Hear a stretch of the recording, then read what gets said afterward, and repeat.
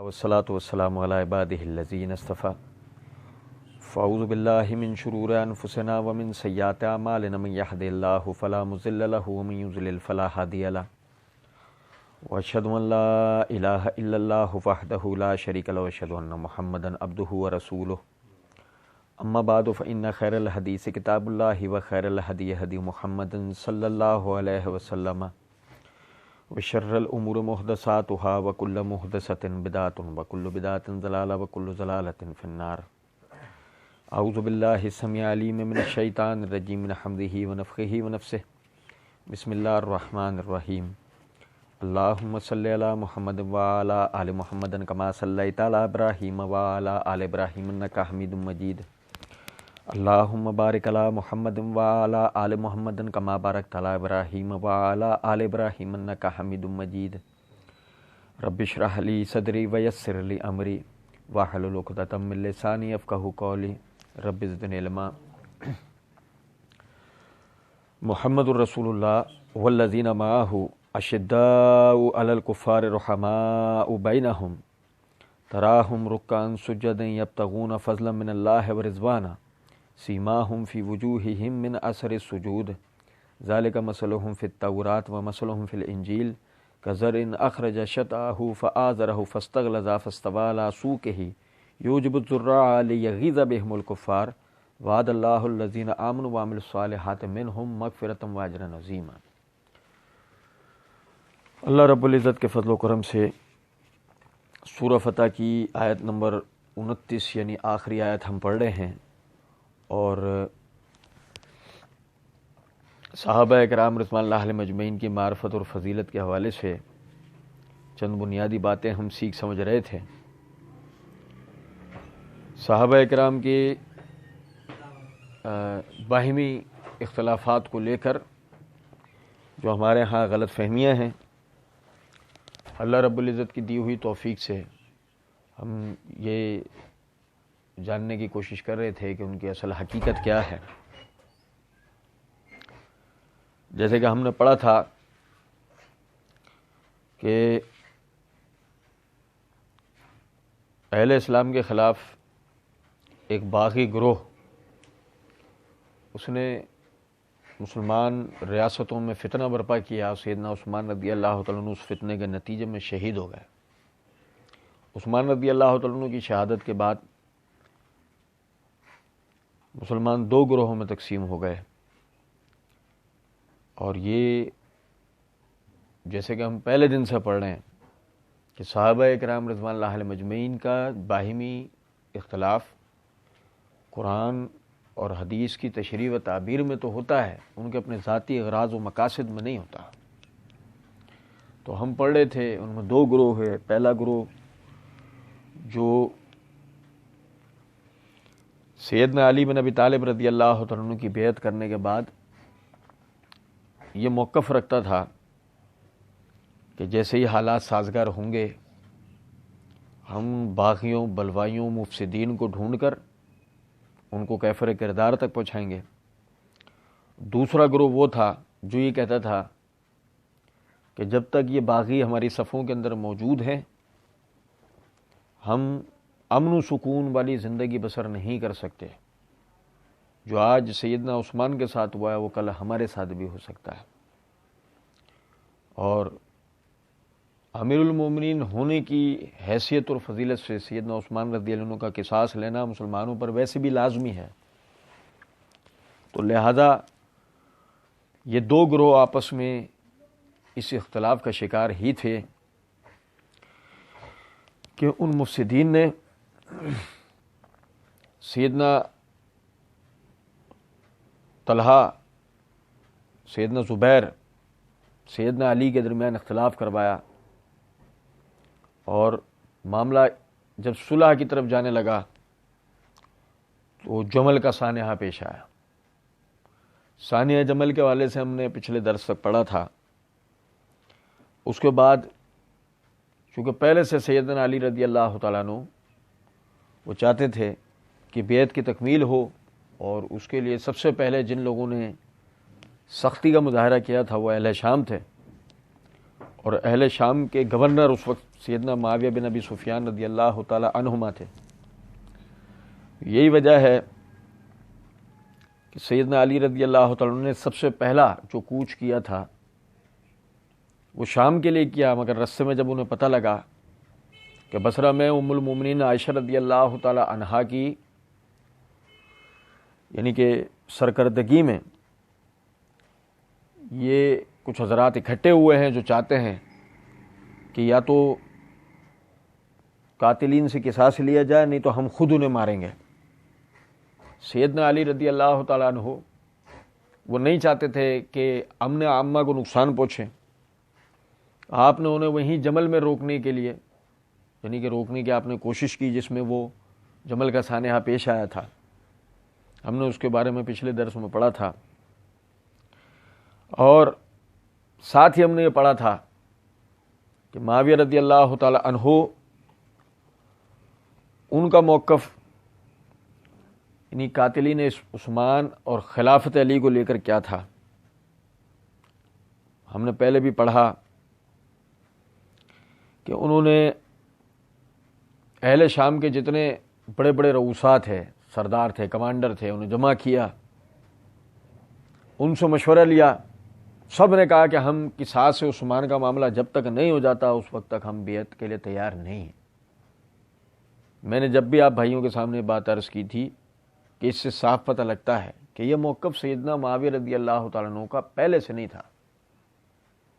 جب اہل شام کے لوگوں نے یہ بات کہی، بڑے بڑے کمانڈر، بڑے بڑے عمراء، بڑے بڑے رؤساء نے جب یہ بات کی تو سیدنا معاویہ رضی اللہ تعالیٰ عنہ بھی اس کے لیے کھڑے ہوئے.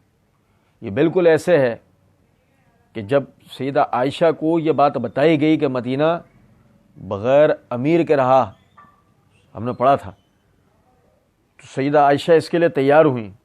جیسے کہ ہم نے پڑھا تھا کہ ان کو ان کے رشتہ داروں نے جو حج اور عمرے کے لیے آئے ہوئے تھے مدینہ سے، جب ان کو پوری صورتحال کے بارے میں بتایا تو انہوں نے سب کو جمع کر کر عثمان رضی اللہ عنہ کے قصاص پر توجہ دلائی اور سب پھر اس کے لیے تیار ہوئے. اسی طریقے سے آخری درس میں ہم نے پڑھا تھا کہ سیدنا ابو درداء رضی اللہ تعالیٰ عنہ، سیدنا ابو امامہ رضی اللہ تعالیٰ عنہ یہ سیدنا معاویہ رضی اللہ عنہ کے پاس گئے اور ان سے جا کر کہا، اے معاویہ آپ اس شخص سے کس وجہ سے جنگ کرتے ہیں؟ اللہ کی قسم وہ آپ سے اور آپ کے والد سے زیادہ قدیم الاسلام اور نبی صلی اللہ علیہ وسلم کا آپ سے کئی گنا زیادہ قرابت دار اور خلافت کا آپ سے زیادہ حقدار ہے. یہ بات ہو رہی ہے سیدنا علی بن ابی طالب رضی اللہ عنہ کی. معاویہ رضی اللہ عنہ نے کہا میں ان سے خون عثمان پر لڑتا ہوں، میری ان سے جو لڑائی ہے خون عثمان پر ہے، اور یہ کہ انہوں نے قاتلین عثمان کو پناہ دی ہوئی ہے. تم دونوں جا کر انہیں کہو وہ ہمیں قاتلین عثمان سے قصاص لے دیں، پھر میں اہل شام میں سب سے پہلے ان کی بیعت کرنے والا ہوں گا. ان دونوں نے جا کر سیدنا علی رضی اللہ عنہ سے یہ بات کہی تو آپ نے فرمایا یہ لوگ جن کو تم دیکھ رہے ہو یہ قاتلین عثمان ہیں. پھر بہت سے لوگوں نے باہر نکل کر کہا ہم سب قاتلین عثمان ہیں، جو چاہے ہمیں تیر مار. تو یہ ہم نے آخری حوالہ پڑھا تھا جس میں نے آپ بھائیوں کو توجہ دلائی تھی کہ معاویہ رضی اللہ تعالیٰ عنہ نے جو بات کہی ہے کہ سیدنا علی نے قاتلین کو پناہ دے رکھی ہے، تو میں یہ جب ہمارے اختلافات صحابہ کا عنوان شروع ہوا تھا میں نے وہاں بتایا تھا پروپیگنڈے کا معاملہ، کہ خود وہ بھی اس پروپیگنڈے کا شکار تھے کہ نعوذ باللہ یا تو سیدنا علی نے سیدنا عثمان رضی اللہ تعالیٰ عنہ کو شہید کروایا ہے، سہولت کار بنے، ان کی مرضی یا اجازت سے ایسا کچھ ہوا ہے. کیوں؟ کیونکہ قاتلین ان کے ساتھ کھڑے ہیں، قاتلین ان کے ساتھ ہیں، قاتلین ان کی پناہ میں، وہ قاتلین سے بدلہ نہیں لے رہے. اسی طریقے سے آپ دیکھیں یہ میرے ہاتھ میں فتح الباری ہے، یہ فتح الباری کے اندر جلد نمبر 14 صفحہ نمبر 74 کے اوپر ابو مسلم خولانی کی روایت، وہ کہتے ہیں انہ قال لمعاویہ، انہوں نے معاویہ رضی اللہ تعالیٰ عنہ سے کہا انت تنازع علی فی الخلافت اور انت مثلہ، کہ تمہارا علی رضی اللہ عنہ سے جو اختلاف ہے وہ خلافت کے لیے ہے یا اس کے جیسی کسی بات کے لیے؟ قال لا، معاویہ رضی اللہ عنہ کا نہیں. وَإِنِّي لَعَالَمُ أَنَّهُ أَفْضَلُ مِنِّي وَأَحْقُ بِالْأَمْرِ، تم اس بات کو اچھی طریقے سے جانتے ہو کہ علی بن ابی طالب رضی اللہ تعالیٰ عنہ مجھ سے زیادہ افضل اور خلافت کے مجھ سے زیادہ حقدار ہیں. ولیکن الستم تعلمون ان عثمان قتل مظلوما وان ابن عمہ وولیہ طلب بدمہ. اور پھر کیا تم یہ نہیں جانتے ہو کہ عثمان ظلم سے شہید کر دیے گئے اور وہ میرے چچا کے لڑکے تھے, اور میں اب ان کا ولی اور سرپرست ہوں کہ ان کے خون کا میں مطالبہ نہیں کروں گا تو اور کون کرے گا؟ اب میری بات سمجھے یا نہیں؟ یہ کتنی واضح بات ہے بھائی, آپ سمجھو. سیدنا معاویہ رضی اللہ تعالیٰ عنہ یا ان کے ساتھیوں کو کس بنا پر آپ باغی کہیں گے؟ انہوں نے خلافت سے کسی قسم کی کوئی بغاوت کی نہیں. ان کو آپ کس وجہ سے مخالف کہیں گے؟ انہوں نے سیدنا علی رضی اللہ عنہ سے کوئی اختلاف کیا ہی نہیں. وہ تو صاف کہہ رہے ہیں کہ جب ان سے کہا گیا کہ آپ کا تنازع علی سے خلافت یا اس جیسے کسی معاملے میں, تو انہوں نے جواب میں کہا نہیں, وہ مجھ سے افضلیت میں بھی زیادہ ہیں, وہ خلافت کے بھی زیادہ حقدار ہیں. میرا تو ان سے تمہیں پتہ نہیں عثمان مظلوماً شہید کر دیا گیا اور میں اس کے چچا کا لڑکا ہوں, اس کا ولی ہوں. اس کے بعد یعنی میرے ہی تو معاملات ہیں, پھر میں اس کے خون کا مطالبہ نہیں کروں گا تو اور کون کرے گا؟ تو آپ سمجھیں شرعی اعتبار سے ہم نے ابتدا کے اندر پڑھا تھا سورہ بقرہ, سورہ آل عمران کی آیت میں نے آپ بھائیوں کے سامنے رکھی تھی. اللہ کہتا ہے کتب علیکم القصاص فی القتل, تم پہ اپنے مقتولوں کے قتل کا بدلہ لینا فرض کیا گیا. میں نے وہاں اس کی پوری وضاحت دی تھی. سیدنا معاویہ رضی اللہ تعالیٰ عنہ کے پاس دلیل ہے, جیسے سیدنا علی رضی اللہ عنہ کے پاس دلیل ہے. ہم پڑھ رہے ہیں اللہ رب العزت نے سورہ حجرات کے اندر فرمایا وَإِن طَائِفَتَانِ مِنَ الْمُؤْمِنِينَ اقْتَتَلُوا فَأَصْلِحُوا بَيْنَهُمَا, جب مومنین کے دو گروہ آپس میں لڑ پڑے ان کے درمیان اصلاح کرواؤ. سیدنا علی رضی اللہ عنہ کے پاس بھی دلیل ہے. لیکن میرا جو عرض کرنے کا بنیادی مقصد ہے وہ یہ ہے کہ ہمارے ہاں دیکھیں یہ کتنی بڑی بات ہے کہ ہم بغیر تحقیق, بغیر کوئی بنیادی وجہ کے, بغیر کسی حوالے اور دلیل کے ہم یہ بات کر دیتے ہیں کہ سیدنا معاویہ رضی اللہ تعالیٰ عنہ نے نعوذ باللہ سیدنا علی رضی اللہ عنہ سے خلافت کے معاملے میں اختلاف کیا. آپ ان سے خلافت کے معاملے میں کیوں اختلاف کریں گے جبکہ آپ ان کو اپنے سے افضل, اپنے سے زیادہ خلافت کا حقدار سمجھتے ہیں؟ بہرحال یہ سمجھیے گا ذرا بات کو. یہ میرے ہاتھ میں تاریخ طبری ہے, جلد نمبر 3 کا صفحہ نمبر 231 ہے. اس کے بعد سیدنا علی رضی اللہ تعالیٰ عنہ نے بصرہ پر عبداللہ بن عباس رضی اللہ عنہ کو امیر مقرر کیا اور خود کوفہ روانہ ہوئے. یہاں پہنچ کر صفین جانے کا ارادہ کیا اور لوگوں سے مشورہ کیا. بعض کی رائے یہ تھی کہ آپ خود کوفے میں مقیم رہیں اور یہاں سے لشکر روانہ کرتے رہیں. بعض لوگوں کی رائے یہ تھی کہ آپ کو خود ہمارے ساتھ چلنا چاہیے. الغرض اسی رائے پر اتفاق ہوا اور لوگوں نے جنگی تیاریاں شروع کی. جب سیدنا معاویہ رضی اللہ تعالیٰ عنہ کو سیدنا علی رضی اللہ عنہ کے ارادوں کی خبر ملی تو انہوں نے عمرو بن عاص رضی اللہ عنہ کو طلب کیا اور ان سے مشورہ لیا. تو عمر رضی اللہ تعالیٰ عنہ کا جب تمہیں معلوم ہو چکا ہے کہ سیدنا علی رضی اللہ عنہ خود جنگ کرنے کے لیے آ رہے ہیں تو تم بھی لشکر لے کر جاؤ اور اپنی تدابیر کو بھی ہاتھ سے جانے نہ دو. معاویہ رضی اللہ عنہ کا اے ابو عبداللہ اب تو یہی کرنا ہے. لوگ جنگ کی تیاریاں کرنے لگے. یہاں دیکھیں اس پیرا کے اندر جو بنیادی دو باتیں سمجھنے کی ہیں وہ یہ کہ سیدنا علی بن ابی طالب رضی اللہ عنہ نے بصرہ میں عبداللہ بن عباس رضی اللہ عنہ کو امیر مقرر کیا. سگے چچا زاد بھائی ہیں.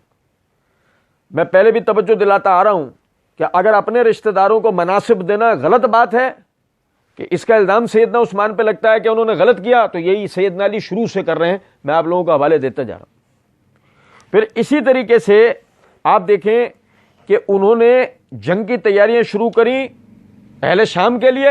اور جب معاویہ رضی اللہ عنہ کو اس بات کا پتہ لگا, آپ نے عمرو بن عاص رضی اللہ عنہ سے مشورہ کیا تو انہوں نے کہا بھائی آپ کو بھی ایسے ہی دفاع کے لیے ایسا کرنا چاہیے. تو معاویہ رضی اللہ عنہ نے کہا اے ابو عبداللہ اب تو یہی کرنا ہے. تب لوگ جنگ کی تیاریاں کرنے لگے. اس کا مطلب ابتدا اہل شام کی طرف سے ہوئی ہے. اس کا مطلب ابتدا سیدنا علی بن ابی طالب رضی اللہ تعالیٰ عنہ نے کیے اور آپ اس میں حق بجانب ہیں, کیونکہ خلیفۃ المسلمین حالات کنٹرول کرنے کے لیے کسی بھی قسم کا قدم اٹھا سکتا ہے, اس میں کوئی حرج نہیں ہے. لیکن میں بتانا یہ چاہ رہا ہوں کہ یہ کہنا کہ اہل شام نے فتنہ کیا, اہل شام کا وتیرہ تھا, یہ بات بالکل غلط ہے. بات اس طرح نہیں ہے. اہل شام نے اپنا دفاع کیا ہے, اہل شام نے بنیادی طور پر جنگ نہیں کی ہے. اسی طریقے سے آپ دیکھیں کہ مزید کچھ تفصیلات کے بعد یعنی جب سیدنا علی رضی اللہ عنہ کو اس بات کا پتہ لگا کہ وہ بھی تیاریاں کر رہے ہیں. تو آپ نے حالات معلوم ہونے کے بعد سیدنا علی نے اشتر کو طلب کیا. پیر صاحب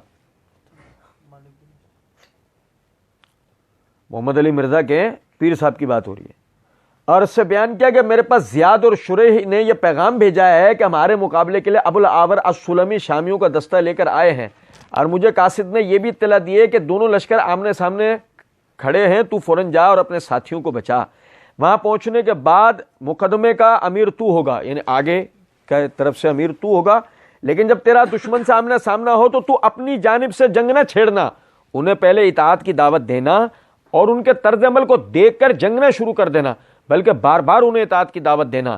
اور جب تو نا امید ہو جائے تو دائیں حصے کو لشکر کے زیاد کے سپرد کرنا، بائیں حصے کو شریح کی سپرد کرنا، اور خود درمیانے لشکر میں رہنا. اور جب جنگ چھڑ جائے تو نہ تو دشمن کے بالکل قریب رہنا اور نہ زیادہ فاصلے پر رہنا، تاکہ لوگوں میں خوف و ہراس پیدا نہ ہو، میں بھی تیرے پیچھے پیچھے آ رہا ہوں.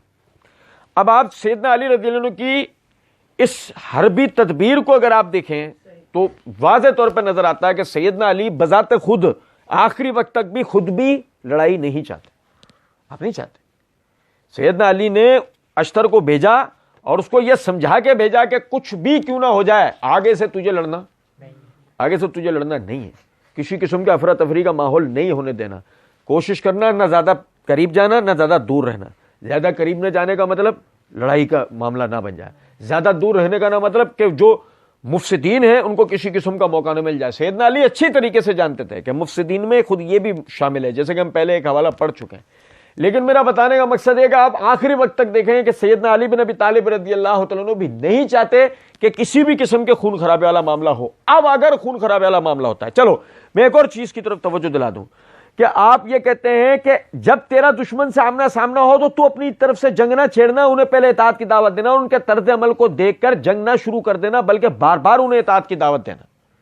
یعنی کہ اگر سامنے سے وہ جنگ شروع بھی کر دیں تو مت اپنی طرف سے کرنا، تو پہلے انہیں اطاعت کی دعوت دینا، تو اس کے بعد بھی ان کو کوئی یعنی کہ للکارنے والا یا لڑنے والی ان کی کیفیت میں دیکھے، جب بھی تو انہیں پہلے دعوت دینا، بار بار دعوت دیتے رہنا. کچھ بات آ رہی ہے سمجھ میں؟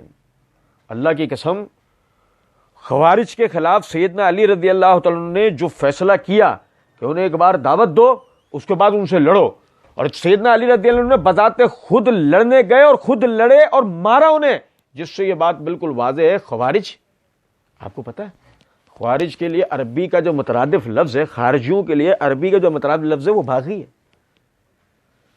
اب میری بات سمجھ رہے ہیں؟ سیدنا علی رضی اللہ عنہ کا ان کے خلاف جا کے ان کو دعوت دینے کے بعد جب انہوں نے نہیں قبول کیا، فوراً ہی لڑنا اور ان کو سب کو مار دینا. اس بات کی دلیل ہے کہ سیدنا علی رضی اللہ تعالیٰ عنہ اہل شام کو باغی نہیں سمجھتے تھے. آپ اہل شام کو خدا نہ خواستہ اس طرح واجب القتل نہیں سمجھتے تھے جس طرح واجب القتل آپ نے خارجیوں کو سمجھا. اور آپ سمجھیں کہ آج ہماری کتنی بڑی بدبختی ہے یہ کہ اتنا برا رویہ، سلوک اور زبان ہم نے آج تک سیدنا علی کے مقابل خوارج کے لیے استعمال نہیں کی جتنا ہم نے اہل شام کے لیے کیے، جتنا ہم نے بنو امیہ کے لیے کیے. آپ اندازہ کریں. اور اس کے بعد سنان بیان کرتے ہیں کہ میں ابو الاعور السلمی کے پاس پہنچا اور ان سے یہ بیان کیا کہ اشتر آپ کو اپنے مقابلے کی دعوت دیتا ہے.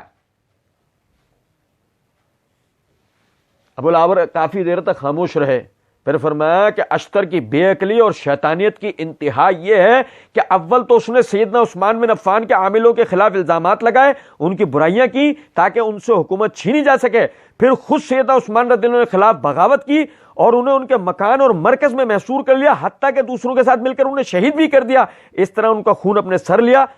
اب یہ شخص مجھے مقابلے کی جو ہے وہ دعوت دیتا ہے، مجھے ایسے آدمی کے مقابلے کی کوئی ضرورت نہیں ہے. میں 3 باتوں پہ آپ کو توجہ دلاؤں. پہلا، کیا کہا تھا اسے؟ اطاعت کی دعوت دینا، مقابلے کی. سمجھو یار، یہ جو محمد علی مرزا کے آباء و اجداد ہیں نا، ان کا شروع سے وتیرہ فتنہ ہے. پہلے کہا گیا اس کو بار بار کہ وہ آگے سے تو ان کا جنگی طرز عمل بھی دیکھ لے، تجھے کیا کرنا ہے؟ اطاعت کی دعوت کرتا ہے، کوشش کرو لڑائی نہ ہو. وہ پہنچتے کے ساتھ ہی ان کے کمانڈر کو للکار رہے ہیں وہ جنگ کے لیے. کچھ بات آ رہی ہے سمجھ میں؟ یہ ایسے فتنہ پرور لوگ تھے. یہ یعنی آپ دیکھیں انہیں جواب کے اندر یہ بات کہی کہ یہ وہ آدمی ہے یعنی اپنے تمام طبقے کو سمجھا رہے ہیں، اور اس میں آج ہم بھی شامل، کہ ابو الاعور السلمی یعنی شام میں، یعنی وہ تو سیدنا معاویہ رضی اللہ عنہ کی طرف سے بھیجے گئے نا. آپ اندازہ کریں کہ باقاعدہ مدینے کی گواہی اشتر کے لیے آ چکی ہے، کوفے کی گواہی آ چکی ہے، بصرہ کی گواہی آ چکی ہے، شام کی گواہی بھی آ گئی. ہر علاقے میں یہ بات مشہور ہے، یہ آدمی ان لوگوں میں سے ایک ہے جنہوں نے سیدنا عثمان رضی اللہ عنہ کے خلاف بغاوت کی، ان کے عاملین پر جھوٹے الزامات لگائے، اور سیدنا عثمان رضی اللہ عنہ کو ان کے اپنے مکان میں محصور کیا، اور یہاں تک کہ دوسروں کے ساتھ مل کر انہیں شہید کیا، ان کے خون اپنے سر پر لیا. یہ اشتر کا پورا تعارف ہے جو اہل شام کروا رہے ہیں. اور پھر اس کے بعد مجھے ایسے شخص سے مقابلے کی حاجت نہیں ہے. کیا مطلب؟ آپ دیکھ لو، اہل شام لڑنا نہیں چاہتے. اہل شام لڑنا، جو سیدنا علی نے اس کو بول کر بھیجا ہے، اس پر عمل معاویہ رضی اللہ عنہ کی طرف سے صحابہ کمانڈر کر رہے ہیں. آپ اندازہ کریں کہ وہ نہیں چاہتے کہ لڑائی ہو. اور پھر اس کے بعد سنان نے کہا آپ نے جو کچھ کہا ہے میں اس کے جوابات دے سکتا ہوں. ابو الاعور کہنے لگے مجھے ان حالات میں کوئی جواب سننے کی ضرورت نہیں ہے، تم یہاں سے جا سکتے ہو. ابو الاعور کے لشکریوں نے چلانا شروع کیا، اسے پکڑ لو. میں وہاں سے واپس چلا آیا، اور اگر ابو الاعور جواب سننے کے لیے تیار ہوتے تو میں انہیں اشتر کی جانب سے تسلی بخش جواب دیتا اور ان کے اس اقدام کی وجوہات پیش کرتا. میں اپنے لشکر میں واپس آیا اور اشتر کو ان کے جوابات سے مطلع کیا. تو اشتر نے کہا اس نے اپنی جان کا لحاظ کر لیا. ہماری اور ان کی رات تک اسی طرح جنگ جاری رہی. جب رات ہوئی تو دونوں لشکر جدا ہو گئے. ہم تمام رات، یعنی کہ رات میں حملہ نہ ہو جائے اس خوف سے پہرا دیتے رہے، لیکن جب صبح ہوئی تو معلوم ہوا کہ شامی لشکر راتوں رات یہاں سے چلا گیا ہے. اس کے بعد اشتر اپنا لشکر اٹھائے، ان لے کے آگے بڑھا، اور معاویہ رضی اللہ عنہ کے لشکر کے سامنے پہنچ گیا. اس کے پیچھے پیچھے سیدنا علی بھی وہاں پہنچ گئے. کچھ دیر تو سیدنا علی کا لشکر اسی جگہ کھڑا رہا. پھر سیدنا علی رضی اللہ عنہ نے لشکر کے پڑاؤ کے لیے جگہ تلاش کی. جگہ دیکھنے کے بعد لوگوں کو پڑاؤ ڈالنے کا حکم دیا. لشکریوں نے اپنا سامان اتارے اور خیمے لگائے.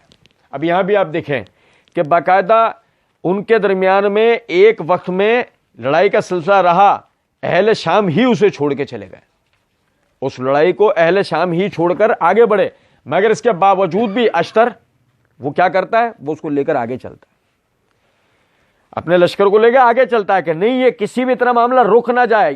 معاویہ رضی اللہ عنہ کے لشکر کو سامنے پہنچ جاتا ہے، اور یہاں سیدنا علی رضی اللہ عنہ بھی پہنچ جاتے ہیں. اب آپ اندازہ کریں اس بات کے کہ ان کی آخری وقت تک کوشش اسی بات کے اوپر تھی کہ ان کے درمیان لڑائی ہو. اور پھر اس کے بعد دیکھیں کہ ان کے درمیان میں لڑائی ہوئی. جب ان دونوں لشکروں کے درمیان لڑائی ہوئی، ہم اس کی تفصیلات میں جائے بغیر 37 ہجری کے محرم الحرام کے مہینے میں سیدنا علی اور سیدنا معاویہ رضی اللہ عنہ کے درمیان میں اس یعنی لڑائی کا سلسلہ رکا، اور ایک مدت تک کی جنگ بندی یعنی ہوئی تاکہ کوئی درمیان میں صلح کا سلسلہ بن سکے. نہ سیدنا علی چاہتے ہیں نہ سیدنا معاویہ لڑائی والا سلسلہ چاہتے ہیں. جب سیدنا علی اور معاویہ رضی اللہ عنہ کے درمیان صفین میں یہ جنگ بندی کا سلسلہ ہوا تو صلح کی غرض سے دونوں نے ایک دوسرے کے پاس اپنے قاصد روانہ کیے. اب آپ دیکھیں کہ جو قاصد یعنی سیدنا علی رضی اللہ عنہ کی طرف سے معاویہ رضی اللہ عنہ کی طرف گئے تو انہوں نے جا کر یعنی ان سے یہ بات کی، سنیں بڑی غور طلب بات ہے، کہ انہوں نے جا کے کہا اے معاویہ تم یہ جانتے ہو کہ تمہارا یہ چچا زاد بھائی یعنی علی تمام مسلمانوں کے سردار اور تمام لوگوں میں سابق الاسلام ہے. انہوں نے حالت اسلام میں بہترین کارنامے انجام دیے اور لوگ بھی اس پر متفق ہیں. یہ بھی اللہ تعالیٰ کا فضل و کرم ہے کہ اس نے لوگوں کو ایسے بہترین شخص کو خلیفہ منتخب کرنے کی ہدایت فرمائی. آج روئے زمین پر تمہارے اور تمہارے ساتھیوں کے علاوہ اس کا کوئی مخالف نہیں. اے معاویہ تم اپنے ان اختلافات سے باز آ جاؤ، کہیں اللہ تعالیٰ تمہارا اور تمہارے ساتھیوں کا وہی اشر نہ کرے جو اس نے اصحاب جمل کا کیا ہے. مجھے اس پیرا کے اور کسی بات سے بحث نہیں ہے، بحث صرف ایک بات سے ہے کہ وہ کہتے ہیں اے معاویہ تمہارا چچا زاد بھائی میرے پیارے علی معاویہ کے کون ہیں؟ ہم نہیں کہہ رہے. علی معاویہ بھائی یہ تو اپنی جگہ ایک اسلامی اخوت اور رشتے کی بات اپنی جگہ ہے. علی معاویہ بھائی یہ علی رضی اللہ عنہ کی طرف سے جو سفیر صلح کے لیے گئے ہیں وہ جا کر وہاں ان کو یہ بات کہہ رہے ہیں کہ تمہارے چچا زاد بھائی تمہارے کچھ بات آ رہی ہے سمجھ میں؟ وہ آپس میں ایک دوسرے کے رشتہ دار ہیں یار.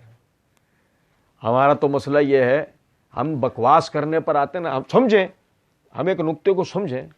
میں اہل بیت کون ہوتے ہیں میں نے وہاں پر یہ بات سمجھائی تھی آپ کو کہ آپ دیکھیں کہ یہ تو پروپیگنڈا ہے نا کہ صرف 5 اہل بیت ہیں. آپ مسلمان کو دوبارہ سن سکتے ہیں کہ ہم نے وہاں بس ثبوت یہ بات پڑھی کہ کون کون اہل بیت میں داخل ہیں. اور یہی وجہ ہے کہ آپ دیکھیں کہ انہوں نے بھی آ کر یہ بات کی کہ تمہارے چچا زاد بھائی. بہرحال ان لوگوں نے یعنی یزید بن قیس وغیرہ نے جا کر جب یعنی معاویہ رضی اللہ تعالیٰ عنہ کو یہ بات کہی کہ تم صلح کا معاملہ کرو، تو معاویہ رضی اللہ تعالیٰ نے جواب میں کہا تم مجھے اطاعت امیر اور اتحاد جماعت کی دعوت دیتے ہو، تو جہاں تک جماعت کا تعلق ہے تو وہ تو ہمارے ساتھ موجود ہے. جہاں تک جماعت کا تعلق ہے تو وہ ہمارے ساتھ موجود ہے. اور جہاں تک امیر کا تعلق ہے تو ہم انہیں امیر تسلیم نہیں کرتے ہیں. ہم انہیں امیر تسلیم نہیں کرتے ہیں اس لیے کہ تمہارے جو امیر ہیں انہوں نے ہمارے خلیفہ کو قتل کیا ہے. انہوں نے ہمارے خلیفہ کو قتل کیا ہے. ہماری جماعت میں انتشار پھیلایا ہے. ہماری جماعت میں انتشار پھیلایا. ہمارے قاتلوں کو پناہ دی. ہمارے قاتلوں کو پناہ دی. تمہارے امیر کا یہ خیال ہے کہ انہوں نے عثمان رضی اللہ عنہ کو شہید نہیں کیا تو ہم بھی تردید نہیں کرنا چاہتے. جیسا وہ کہہ رہے ہیں بات اسی طرح ہے. لیکن کیا تم عثمان رضی اللہ عنہ کے قاتلوں کو نہیں جانتے ہو؟ کیا تم یہ نہیں جانتے ہو کہ قاتلین عثمان تمہارے امیر کے اس وقت بھی ساتھ ہیں؟ وہ ان قاتلین کو ہمارے حوالے کر دیں تاکہ ہم انہیں عثمان رضی اللہ عنہ کے قصاص میں قتل کر دیں. اس کے بعد ہم سیدنا علی کی اطاعت کرنے اور بیعت کرنے کے لیے تیار ہیں. اور جس کو تم جماعت کہتے ہو اس اتحاد جماعت کو تسلیم کرنے کے لیے بھی ہم تیار ہیں. اگر ہم جذباتی نہ ہوں، اگر ہم معاویہ دشمنی میں حد سے باہر نکلے ہوئے نہ ہوں، اگر ہم حقائق کا سامنا کرنے والے ہوں اور ہمیں وہ درس بھی یاد ہو جس میں نے پروپیگنڈے کی تصویر آپ کے سامنے رکھی تھی کہ کتنا خطرناک وہ پروپیگنڈا ہوا تھا. آج سمجھیں کہ سیدنا علی رضی اللہ تعالیٰ عنہ، سیدنا معاویہ رضی اللہ تعالیٰ عنہ کہتے ہیں ہم انہیں امیر تسلیم نہیں کرتے ہیں. تو یہ ہم سے کہنے کا مطلب کیا ہے؟ ہم نے پچھلے درس کے اندر بھی پڑھا تھا، یہ اہل شام نے ان کو کہا نا، سب نے. یہ سیدنا معاویہ رضی اللہ عنہ کا اکیلا موقف ہے. ہم انہیں امیر تسلیم نہیں کرتے. اور اگر وہ کہتے ہیں کہ قاتلین یعنی عثمان رضی اللہ عنہ کو انہوں نے شہید نہیں کیا ہے جیسے کہ ان پر الزام آتا ہے، اگر وہی کہتے ہیں کہ انہوں نے یہ کام نہیں کیا، ٹھیک ہے، ہم بھی کوئی خدا نہ خواستہ ان پر جان بوجھ کر یہ الزام لگانا چاہتے. لیکن ہم یہ کہہ رہے ہیں قاتلین عثمان کو تم بھی جانتے ہو وہ اب بھی ان کے لشکر کے اندر موجود ہیں. سیدنا علی ان کو ہمارے سپرد کر دیں، ہم قصاص عثمان میں ان کو قتل کر دیں گے. اس کے بعد ہم ان کی اطاعت کریں گے. اتحاد جماعت کی جو تم بات کر رہے ہو وہ بھی ہم کریں گے. اب آپ مجھے بتائیں، سیدنا معاویہ رضی اللہ تعالیٰ عنہ کا موقف بالکل کلیئر ہے اور ابھی بھی صلح کے وقت میں بھی جو ان کا موقف ہے وہ بھی بالکل کلیئر ہے. ہاں دیکھو، میں پھر آپ کو ایک بات بتاؤں، یہ بات ضرور ذہن میں رکھیے گا. بہت ممکن ہے کہ اب تک کے پوری تفصیلات جمل اور صفین کی سننے والے بھائی کے ذہن کے اندر یہ خیال گزرے کہ ہم نے اس درجے کی سیدنا علی رضی اللہ تعالیٰ عنہ کے حوالہ جات نہیں دیے ہیں جس درجے کے حوالہ جات ہم نے عائشہ اور معاویہ کے دے دیے، طلحہ و زبیر کے دے دیے. ہم نے اس درجے کے حوالہ جات سیدنا علی کے لیے نہیں دے دیے. اور میرے بھائی اس لیے نہیں دے دیے کہ آپ سمجھو اس بات کو کہ سیدنا علی رضی اللہ عنہ سے ان کے موقف میں کس کو اختلاف ہے. سیدنا علی امیر المومنین نہیں تھے، یہ کون کہتا ہے؟ سیدنا علی اس وقت خلیفہ برحق نہیں ہے اور ان لوگوں کو سیدنا علی کی بیعت کرنی چاہیے. اس سے کس کو انکار ہے؟ اگر ہم ان میں سے کسی ایک اور اسے سب باتوں کو بھی چھوڑو، سیدنا علی رضی اللہ تعالیٰ عنہ کا جو موقف ہے وہ کس کو نہیں پتا ہے. جمل اور صفین کی تفصیلات سننے والے وہ لوگ بھی جو محمد علی مرزا کے اندھے لنگڑے لولے مقلدین ہیں وہ بھی اچھی طرح جانتے ہیں کہ جمل اور صفین کے وقت میں سیدنا علی کا موقف کیا تھا. تو سیدنا علی رضی اللہ عنہ کے موقف کو تو بیان کرنے کی اللہ کے فضل و کرم سے ہمیں کوئی ضرورت ہی نہیں ہے. ہاں لیکن سیدہ عائشہ، سیدنا طلحہ، زبیر، سیدنا معاویہ، عمرو بن عاص، مغیرہ بن شعبہ، ابو موسیٰ شریف وغیرہ، یہ جتنے حضرات ہیں ان کی ترجمانی تو کوئی کرنے کے لیے تیار نہیں ہے نا. ان کی طرف سے ان کے موقف کو کوئی بیان کرنے والا ہمارے پاس موجود ہی نہیں ہے.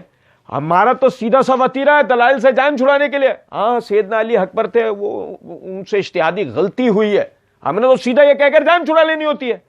اور اللہ کے بندے اس بات کو سمجھو کہ کہ ان کا موقف بالکل کلیئر ہے. آپ ان ابھی مثال کے طور پہ میں نے جیسے عرض کیا, ہم آپ سیدنا معاویہ رضی اللہ عنہ کی جگہ پر کھڑے ہو جاتے ہیں اور ہمیں جملے کو سنیں, انہوں نے ہمارے خلیفہ کو شہید کیا ہے. او بھائی میرے, کیا پڑھا ہم نے؟ معاویہ رضی اللہ عنہ کیا کہہ رہے ہیں ان کو کہ تمہارے یعنی تمہارے امیر نے ہمارے خلیفہ کو. اب آپ مجھے ذرا ایک بات بتاؤ, معاویہ رضی اللہ تعالیٰ عنہ اس پروپیگنڈے کا شکار ہیں کہ جو سیدنا علی کے لیے بات اڑی ہوئی ہے. میں نے نہج البلاغہ کے حوالے سے بھی آپ کو پچھلے دنوں پڑھ کے سنایا تھا کہ معاویہ رضی اللہ تعالیٰ عنہ کو جوابی جو علی رضی اللہ عنہ نے خط لکھا, اس کے اندر آپ نے یہ بات کہی کہ جو تو میرے بارے میں کہتا ہے کہ میں خدا نہ خاصہ قتل عثمان میں کسی طرح شریک تھا, تو ایسا بالکل بھی نہیں ہے. ہم نے اس کو پڑھا تھا نا. میں نے اس وقت بھی آپ کے سامنے یہ توجہ دلائی تھی کہ دیکھیں باقاعدہ ہر آدمی جو اس وقت میں مدینے میں موجود نہیں ہے اس کے دماغ میں پہلی بات یہی گئی, اور سب چھوڑیں, سب سے بڑھ کر بات سیدنا حسن نے کیا کہا تھا کہ اگر آپ مدینہ چھوڑ کر نہیں گئے تو لوگ قتل عثمان کا الزام آپ پر لگا دیں گے. آپ اندازہ کریں, ہم حوالہ پڑھ چکے ہیں. اور دیکھیں یہی وجہ ہے کہ معاویہ رضی اللہ تعالیٰ نے یہ جملے ان کو بولے. ٹھیک, آپ سمجھیں کہ خدا نہ خواستہ معاویہ رضی اللہ عنہ کی اس کے اندر کسی قسم کی کوئی بدنیتی نہیں ہے. اگر آپ تھوڑا سا وقت پیچھے چلے جائیں, عثمان رضی اللہ عنہ کی شہادت سے پہلے معاویہ اور علی کے درمیان میں کیا اختلاف تھا؟ عثمان رضی اللہ عنہ کی شہادت کے بعد معاویہ اور علی میں کیا اختلاف ہے؟ جب سیدنا علی کی خلافت مقرر ہو گئی, ان کی طرف سے ہم نے پچھلے دنوں پڑھا تھا, جریر بن عبداللہ البجلی رضی اللہ تعالیٰ عنہ جب پہلی مرتبہ معاویہ رضی اللہ عنہ کے پاس پہنچے اور رؤسائے شام کو انہوں نے بلا کے جب پوری صورتحال کا پتہ لگا کہ قاتلین تو مدینے میں دندناتے گھوم رہے, ان کے ساتھ تو کچھ ہوا نہیں اور بیعت کے معاملات ہو گئے, تو ان کے درمیان میں یہ مشورہ طے پایا کہ ہم تو بیعت کر سکتے ہیں. اس کے بعد آگے دیکھیں, معاویہ رضی اللہ تعالیٰ عنہ نے علی رضی اللہ عنہ کے پاس ایک وفد بھیجا جس میں حبیب بن مسلمہ رضی اللہ تعالیٰ عنہ, شرحبیل ابن سمت رضی اللہ عنہ, مان ابن یزید ابن الاخنس رضی اللہ تعالیٰ عنہ شریک تھے. جس وقت یہ وفد علی رضی اللہ عنہ کے پاس پہنچا تو عبد الرحمن بن عبید کہتے ہیں کہ میں وہاں موجود تھا. حبیب بن مسلمہ الفہری نے پہلے اللہ کے حمد و ثنا بیان کی, اس کے بعد عرض کیا کہ سیدنا عثمان رضی اللہ عنہ یقیناً ایک خلیفہ برحق تھے, اللہ عز و جل کی کتاب پر عمل کرنے والے تھے اور اللہ کے احکام کو بجا لانے والے تھے. تم نے ان کی زندگی اجیرن بنا دی. تم سے مراد جو سیدنا علی رضی اللہ عنہ کے ساتھ ہیں, تم نے ان کی زندگی اجیرن بنا دی. تم ان کی موت کے خواہش مند تھے, تم نے ان سے دشمنی برتی, انہیں شہید کیا. اب اے علی, اگر تم یہ کہتے ہو کہ تم نے عثمان رضی اللہ عنہ کو شہید نہیں کیا تو قاتلین عثمان کو ہمارے حوالے کر دو تاکہ ہم انہیں عثمان رضی اللہ عنہ کے قصاص میں قتل کر دیں. نیز آپ یہ خلافت شورا کے مشورے پر چھوڑ دیں. نیز آپ یہ خلافت شورا کے مشورے پر چھوڑ دیں تاکہ وہ آپس میں مشاورت کر کے جسے چاہے خلیفہ بنا لیں. بھائی میرے یار, بڑی توجہ طلب بات ہے. مان بن یزید صحابی, تینوں صحابی گئے. کیا ہے, کیا مطلب ہے اس کا؟ جماعت آئی ہے. جس جماعت سے اتحاد کی بات تھی وہ جماعت آئی ہے. جماعت آ کر باقاعدہ یہ بات کہتی ہے کہ عثمان رضی اللہ عنہ کو مظلومی کے ساتھ, بے دردی کے ساتھ شہید کیا گیا. اور سمجھو کہ اگر آپ یہ بات کہتے ہیں کہ نہیں آپ نے نہیں کیا, بہت اچھی بات ہے, قاتلین عثمان کو ہمارے حوالے کر دیں. مجھے بتائیں قاتلین عثمان کو ہمارے حوالے کر دیں, یہ جملہ کہنے والے معاویہ ہیں, عمر بن عاص ہیں, ابو موسیٰ اشعری ہیں, مغیرہ بن شعبہ ہیں. یار میری بات تو سمجھو نا. تینوں حضرات حبیب بن مسلمہ, شرحبیل بن سمت, مان بن یزید, تینوں الگ صحابی ہیں.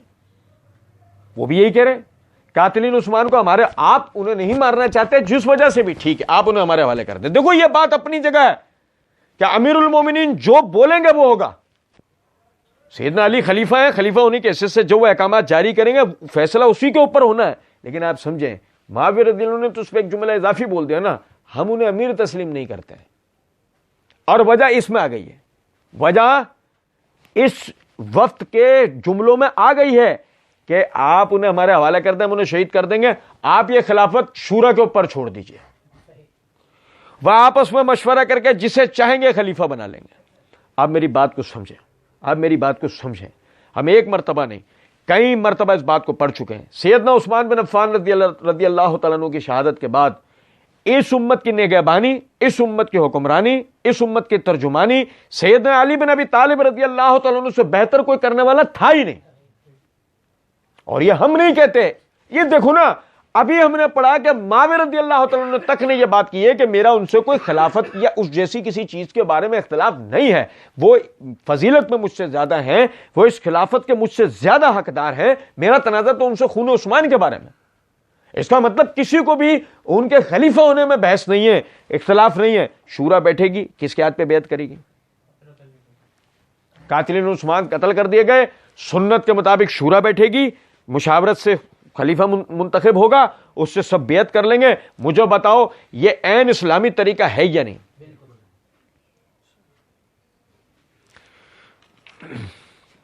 مسئلہ یہ ہے، ہم سمجھ سکتے ہیں اس بات کو کہ سیدنا علی بن ابی طالب رضی اللہ تعالیٰ عنہ کو جو وہ بلوائی، جو وہ مفسدین ہیں، جو یہ جو طبقہ ان کے ساتھ لگا ہوا تھا، کیا وہ انہیں یہ بات سمجھنے دے گا؟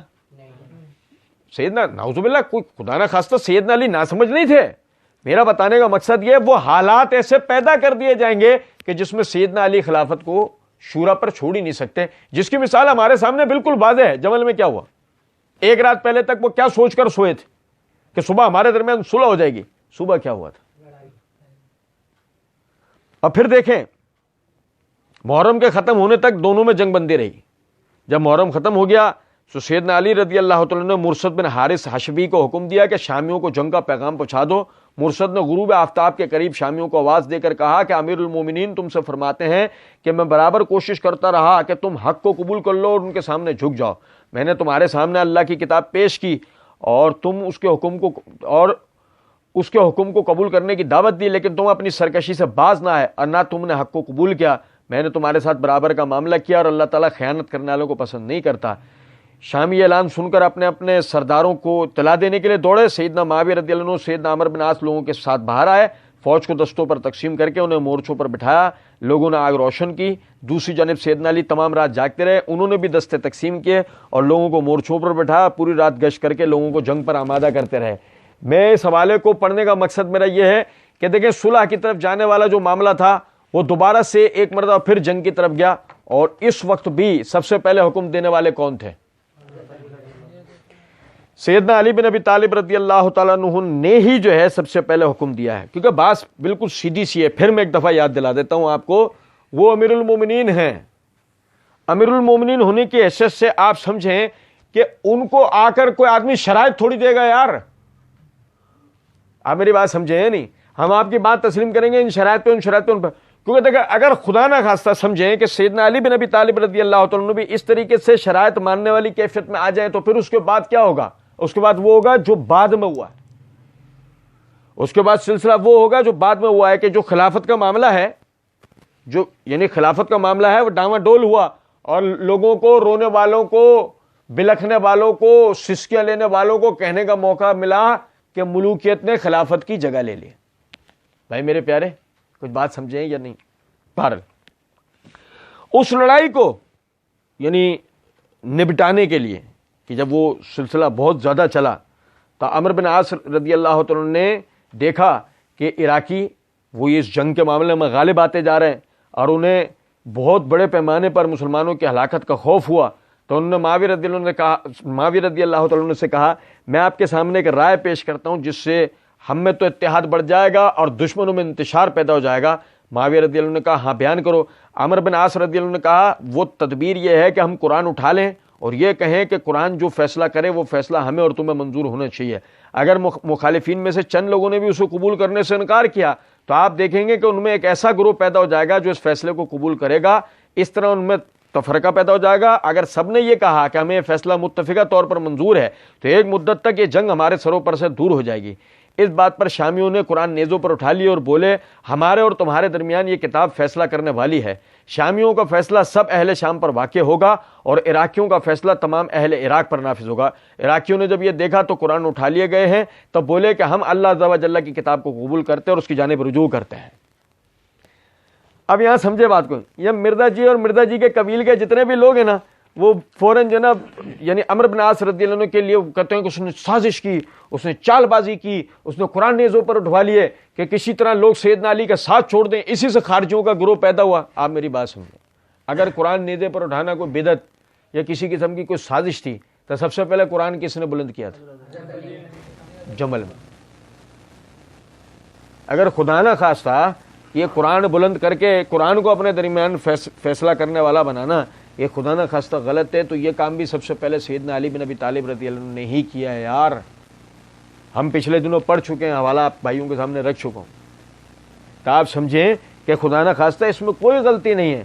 اور اس کے بعد آپ آگے دیکھیں کہ اشس سیدنا علی رضی اللہ عنہ کے پاس آیا کہ میرا خیال ہے کہ سب لوگ اس پر راضی اور خوش ہیں کہ قرآن کے حکم پر چلنے کی جو انہیں دعوت دی گئی ہے وہ اس کو قبول کر لیں۔ اگر آپ چاہیں تو معاویہ رضی اللہ عنہ کے پاس جا کر ان کا ارادہ معلوم کروں تاکہ آپ ان کے سوالات پر غور کر سکیں۔ سیدنا علی رضی اللہ عنہ نے فرمایا اگر تم یہی چاہتے ہو تو ان سے پوچھ لو۔ تو اشس امیر معاویہ رضی اللہ عنہ کے پاس گئے اور سوال کیا، اے معاویہ تم نے قرآن کس لیے اٹھوایا؟ معاویہ رضی اللہ عنہ نے جواب دیا، اس لیے تاکہ ہم اور تم ان احکامات پر عمل کریں جو اللہ عز و جل نے اپنی کتاب میں نازل کیے ہیں۔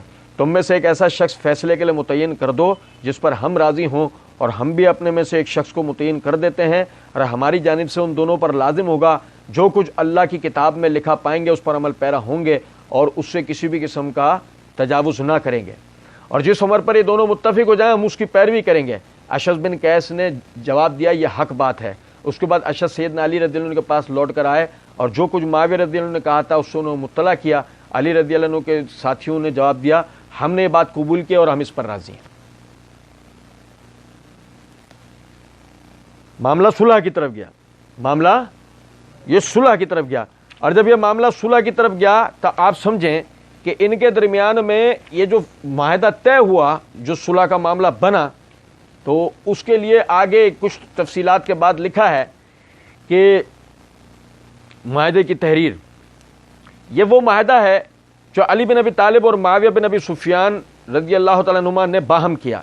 سیدنا علی کا یہ فیصلہ اہل عراق اور ان لوگوں پر نافذ ہوگا جو لوگ ان کی جماعت میں سے یا عام مومنین میں سے ان کے ساتھ ہیں، اور معاویہ رضی اللہ عنہ کا یہ معاہدہ اہل شام اور ان لوگوں پر نافذ ہوگا جو لوگ معاویہ رضی اللہ عنہ کے ساتھ ہیں۔ ہم اللہ عز و جل کے حکم اور اس کی کتاب کو قبول کرتے ہیں، اور کتاب اللہ کے علاوہ ہمیں کوئی فیصلہ قبول نہ ہوگا، اور اللہ عز و جل کی کتاب میں از اول تا آخر جو کچھ بھی موجود ہے اس پر عمل کریں گے۔ جس شے کے احیاء کا یہ کتاب حکم دیتی ہے اسے رائج کریں گے، اور جس شے کے ختم کرنے کا حکم دیتی ہے اسے ختم کریں گے۔ دونوں حکم، دونوں فیصلہ کرنے والے، دونوں یعنی کیا طبقات کی طرف سے ابو موسیٰ اشعری، عبداللہ بن قیس، عمرو بن عاص کتاب اللہ میں جو حکم پائیں گے اس پر عمل پیرا ہوں گے، اور اگر اس معاملے میں کتاب اللہ میں یہ دونوں کوئی حکم نہ پائیں تو سنت پر عمل پیرا ہوں گے جو عدل و انصاف پر مبنی ہوگی، اور جس پر سب کا اتفاق ہوگا اور کسی کو اس سے اختلاف نہ ہوگا۔ ہر دو حکم علی رضی اللہ عنہ اور معاویہ رضی اللہ عنہ اور ان کے لشکروں سے عہد و پیمان لیں گے، اور اسی طرح دیگر معتبر لوگوں سے بھی کہ ان دونوں کی جان اور مال محفوظ رہیں گے، اور جو کچھ یہ دونوں فیصلہ کریں گے اس پر تمام امت ان کی معاون اور مددگار ہوگی، اور دونوں فریقین کے مسلمانوں پر اللہ کے نام پر یہ عہد لازم ہوگا کہ جو کچھ اس معاہدے میں تحریر ہے وہ ہمیں قبول ہے، اور میں نے ان دونوں حکموں کا فیصلہ تمام مسلمانوں پر لازم کر دیا ہے۔ یہ سب لوگ ہتھیار اتار کر رکھ دیں گے اور سب لوگ امن میں آ جائیں گے، جہاں چاہیں وہ جائیں، ان کی جان اور مال اور اہل و عیال محفوظ رہیں گے، موجود اور غائب سب لوگ امن میں ہوں گے، اور عبداللہ بن قیس اور عمرو بن عاص پر اللہ کا عہد و میثاق ہوگا، وہ اس امت کا فیصلہ کر دیں اور انہیں دوبارہ جنگ اور اختلاف میں مبتلا نہ کریں۔ یہ دوسری شے ہے کہ کوئی ان کا فیصلہ قبول نہ کرے، اور اس فیصلے کی مدت رمضان تک ہوگی۔ اگر یہ دونوں حکم اس مدت کو بڑھانا چاہیں تو باہمی رضامندی سے بڑھا سکتے ہیں۔ اگر دونوں حکموں میں سے کسی حکم کا انتقال ہو جائے تو یعنی ان کا امیر اس کی جگہ دوسرا حکم مقرر کرے گا، اور وہ شخص اہل عدل و انصاف میں سے منتخب کیا جائے گا، اور ان دونوں کے فیصلے کا مقام جس میں فیصلہ کریں گے وہ جگہ ہوگی جو اہل کوفہ اور اہل شام کے درمیان واقع ہے۔ دونوں حکم فیصلے پر جن لوگوں کی گواہی لینا چاہیں گے وہ لے سکتے ہیں، اور ان کی شہادت یعنی ان کی گواہی وہ اس فیصلے پر تحریر کریں گے، اور یہ گواہ اس فیصلے کی ان لوگوں کے مقابلے میں حمایت کریں گے جو اسے مٹانا چاہے یا اس کی مخالفت کرے۔ اے اللہ ہم آپ سے اس شخص کے مقابلے میں امداد طلب کرتے ہیں جو اس فیصلے کو چھوڑ دیں۔ یہ سب کا اس معاہدے پر اتفاق ہوا۔ پھر یہ سمجھیں ذرا بات کو کہ یہ میرے ہاتھ میں تاریخ ابن کثیر البدایہ والنہایہ اس کی جلد نمبر 7 کا صفحہ نمبر 632 ہے. امام یعنی ابن جریر رحمۃ اللہ علیہ کے حوالے سے حافظ ابن کثیر رحمۃ اللہ نے لکھا ہے کہ اس سال سیدنا علی اور سیدنا معاویہ کے درمیان خط و کتابت ہونے کے بعد جس کا ذکر باعث طوالت ہوگا، جنگ ختم کرنے پر صلح ہو گئی، نیز اس امر پر کہ عراق کی حکومت سیدنا علی کے لیے ہوگی اور شام کی حکومت سیدنا معاویہ رضی اللہ عنہ کے لیے ہوگی، اور ان دونوں میں سے کوئی شخص اپنے ساتھی کی عملداری میں فوج کے ساتھ نہیں آئے گا اور نہ غارت گری اور جنگ کرے گا. پھر اس نے زیاد سے بحوالہ ابن اسحاق بیان کیا ہے کہ سیدنا معاویہ نے سیدنا علی کو خط لکھا جس کا مضمون یہ تھا: اما بعد، امت نے ایک دوسرے کو قتل کر دیا، بس عراق آپ کے لیے اور شام میرے لیے ہے. اور سیدنا علی نے اسے تسلیم کیا اور دونوں میں سے ہر ایک دوسرے کے قتل سے رک گیا اور فوجوں کو اپنے ملک کی طرف بھیج دیا، اور اس طرح معاملہ ٹھیک ٹھاک ہو گیا. میرے بھائی، یہ وہ تفصیلات ہیں کہ جس کے اوپر صفین اور صفین کے بعد معاہدہ تحکیم ہوتا ہے.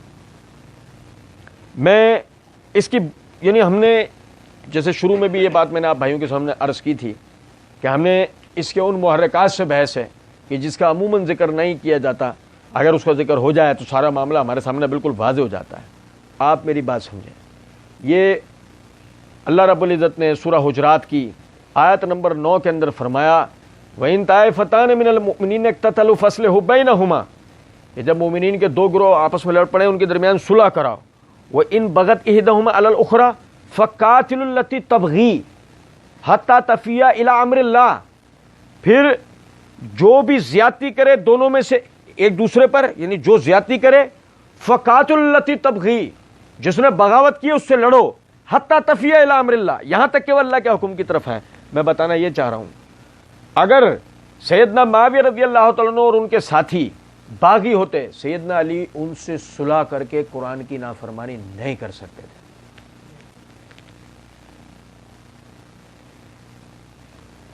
اور نہ ہی یہ بھی سمجھ لو بات کو کہ اگر سیدنا علی بن ابی طالب رضی اللہ تعالیٰ عنہ کو اپنی کرسی بچانے کی کوئی بحث ہوتی کہ وہ اپنی منصب اور کرسی کے لیے اگر لڑ رہے تھے تو سوال ہی نہیں پیدا ہو سکتا تھا.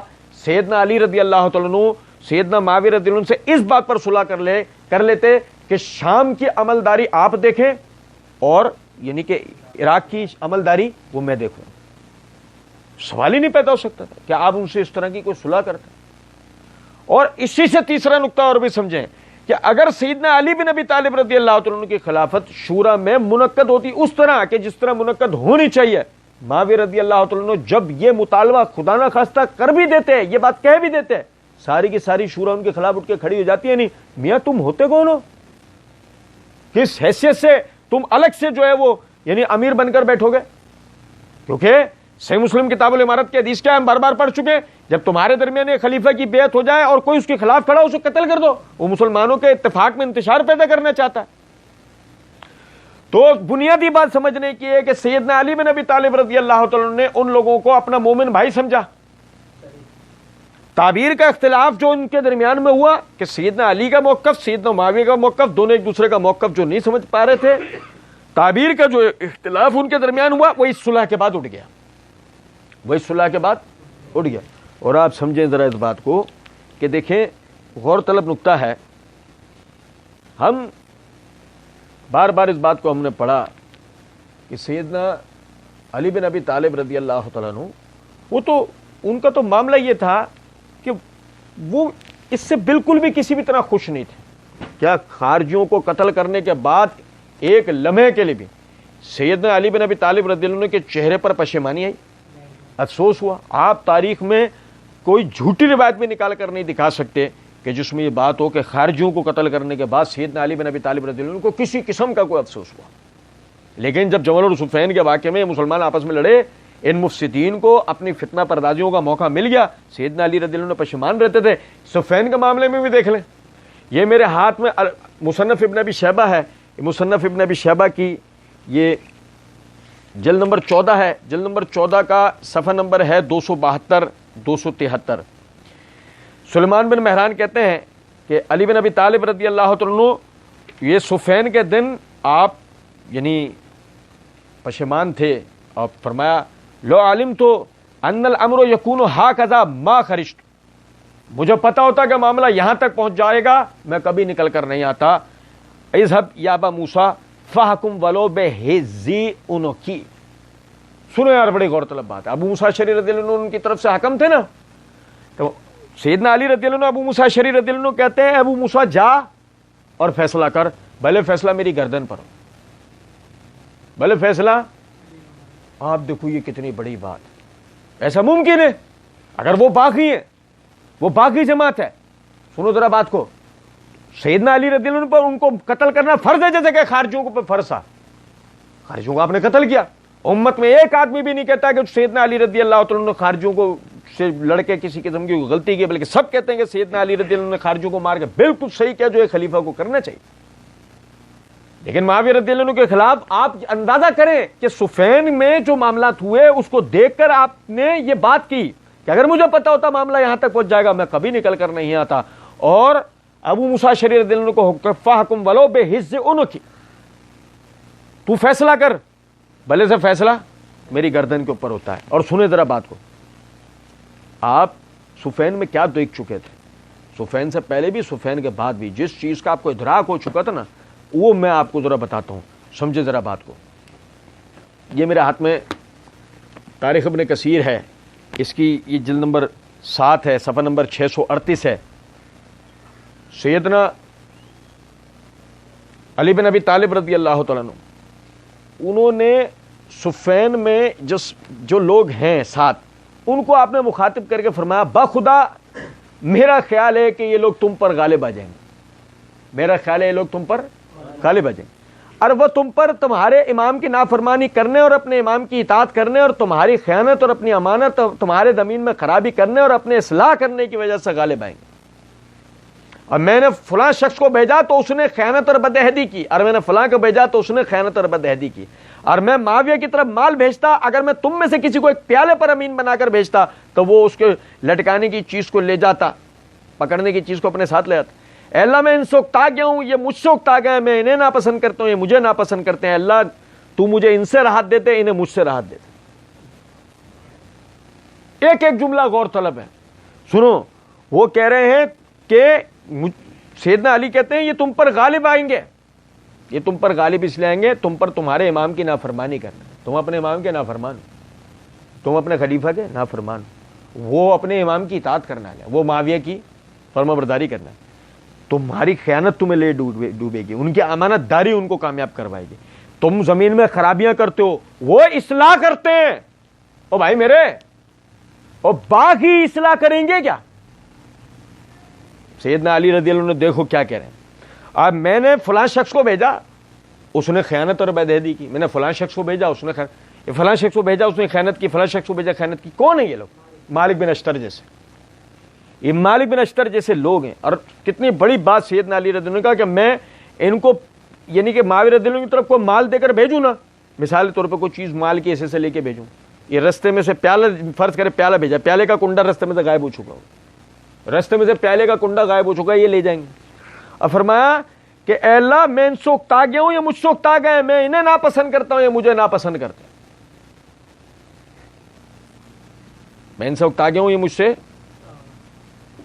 وہ تو ہم پچھلے دنوں بھی پڑھ چکے تھے, جمل والی رات کو آپس میں کیا مشاورت ہوئی تھی کہ علی کے خیالات ہم نہیں جان پائے, کیوں نہ ہم علی کو بھی عثمان کے پاس بھیج دیں. تو ہم نے پڑھا تھا نا, آپ سمجھیں. اور سیدنا علی کہتا ہے میں انہیں ناپسند کرتا ہوں, یہ مجھے ناپسند کرتے ہیں. وہ آپ کو ناپسند کرتے ہیں کہ کیا بحث ہے, وہ تو میں نے پچھلے دن میں بتائی تھی نا. مولا علی کا چورن تو بہت بیچتے ہیں, سیدنا علی کی سیرت پر عمل. اور سنیں, اے اللہ تو مجھے ان سے راحت دے دے, مجھے ان سے راحت دے دے. کیا مطلب ہے اس بات کا؟ اب میرا ان کے ساتھ کوئی تعلق. اور سنو, کوئی کہہ دے تمہاری سنیوں کی کتاب ہے, سنو یہ میرے ہاتھ میں نہج البلاغہ ہے. یہ نہج البلاغہ میں صفحہ 187 کے اوپر سنو ذرا غور طلب. یہ سیدنا علی کا ایک خطبہ ہے, خطبے کے 2 حصے میں آپ کو پڑھ کے سنا رہا ہوں. ہمارے مطلب و مقصود یہ 2 حصے. میرے تصرف میں اب کوفہ ہی رہ گیا ہے, میرے تصرف میں اب صرف کوفہ ہی رہ گیا ہے. اس کے قبض و بست کا اختیار میرے ہاتھ میں ہے. یعنی اس کے لیے معاملات کو تنگ کر دینا، معاملات کو کشادہ کر دینا، یہ میرے ہاتھ میں. سو اگر اے کوفہ تو ہی میرے قبضہ اختیار میں رہ گیا ہے اور تجھ میں بھی میری مخالفت کے بغولے اٹھ رہے ہیں، تو پھر اللہ تجھے بھی برباد کرے، اللہ تجھے بھی برباد کرے. اور سنیں، وہ کہتے ہیں کہ اور باخدا مجھے یقین ہے کہ یہ لوگ بقیہ چیزوں پر بھی اسی طرح قبضہ کر لیں گے، کیونکہ یہ لوگ باطل پر ہوتے ہوئے بھی متحد ہیں. یہ نہج البلاغہ کا جملہ ہے. یہ باطل پر ہوتے ہوئے بھی متحد ہیں اور تم اپنے حق پر ہوتے ہوئے منظم نہیں ہو. تم اپنے امام کی معاملات حق میں نافرمانی کرتے ہو، اور یہ لوگ باطل میں اپنے امیر معاویہ کی پیروی کرتے ہیں. وہ امانت کو اپنے سردار تک پہنچا دیتے ہیں اور تم امانت کو اپنے سردار تک پہنچانے کی بجائے خیانت کرتے ہو. وہ شہروں میں امن و امان سے رہتے ہیں، تم فتنہ اور فساد کرتے ہو. تم فتنہ اور فساد کرتے ہو. اگر میں تم میں سے کسی ایک کو ایک 24 پیالے کا امین بنا دوں تو ڈرتا ہوں کہ کہیں وہ اسے رستے میں سے اس کا دستہ ہی غائب نہ کر دے. اے اللہ، میں ان سے دل برداشتہ ہو گیا ہوں اور یہ مجھ سے دل برداشتہ ہو چکے ہیں. میں ان سے اکتا گیا ہوں، یہ مجھ سے اکتا چکے ہیں. تو اب ان سے بہتر لوگ مجھے عطا کر اور مجھ سے بدتر سردار انہیں دے. اے اللہ، ان کے دلوں کو اسی طرح گلا دے جس طرح پانی میں نمک گلایا جاتا ہے. نعوذ باللہ من ذالک. ہماری نظر میں سیدنا علی رضی اللہ عنہ بدتر نہیں ہے، یہ شیعہ کا کلام ہے. مجھ سے بدتر، نعوذ باللہ، ہماری نظر میں وہ افضل تر تھے اس وقت امت میں. یہ بدتر کا کلمہ انہی کی بد زبانی ہے، ہمارا یہ قول نہیں ہے. جو دیکھنا چاہے ہم اس کو حوالہ بھی الحمدللہ کتاب کا دے سکتے ہیں. عرض کرنے کا میرے بھائی مقصد میرا صرف اس بات سے یہ ہے، آپ سمجھیں کہ باقاعدہ کیفیت یہ ہے کہ سیدنا علی اور سیدنا معاویہ رضی اللہ عنہ کے درمیان میں یہ فیصلہ ہو گیا، اور فیصلہ ہو جانے کے بعد بھی آج ہمارے یہاں قوم ایسی موجود ہے یہ بات کہتے ہیں کہ جی معاویہ رضی اللہ تعالیٰ عنہ غلطی پر تھے.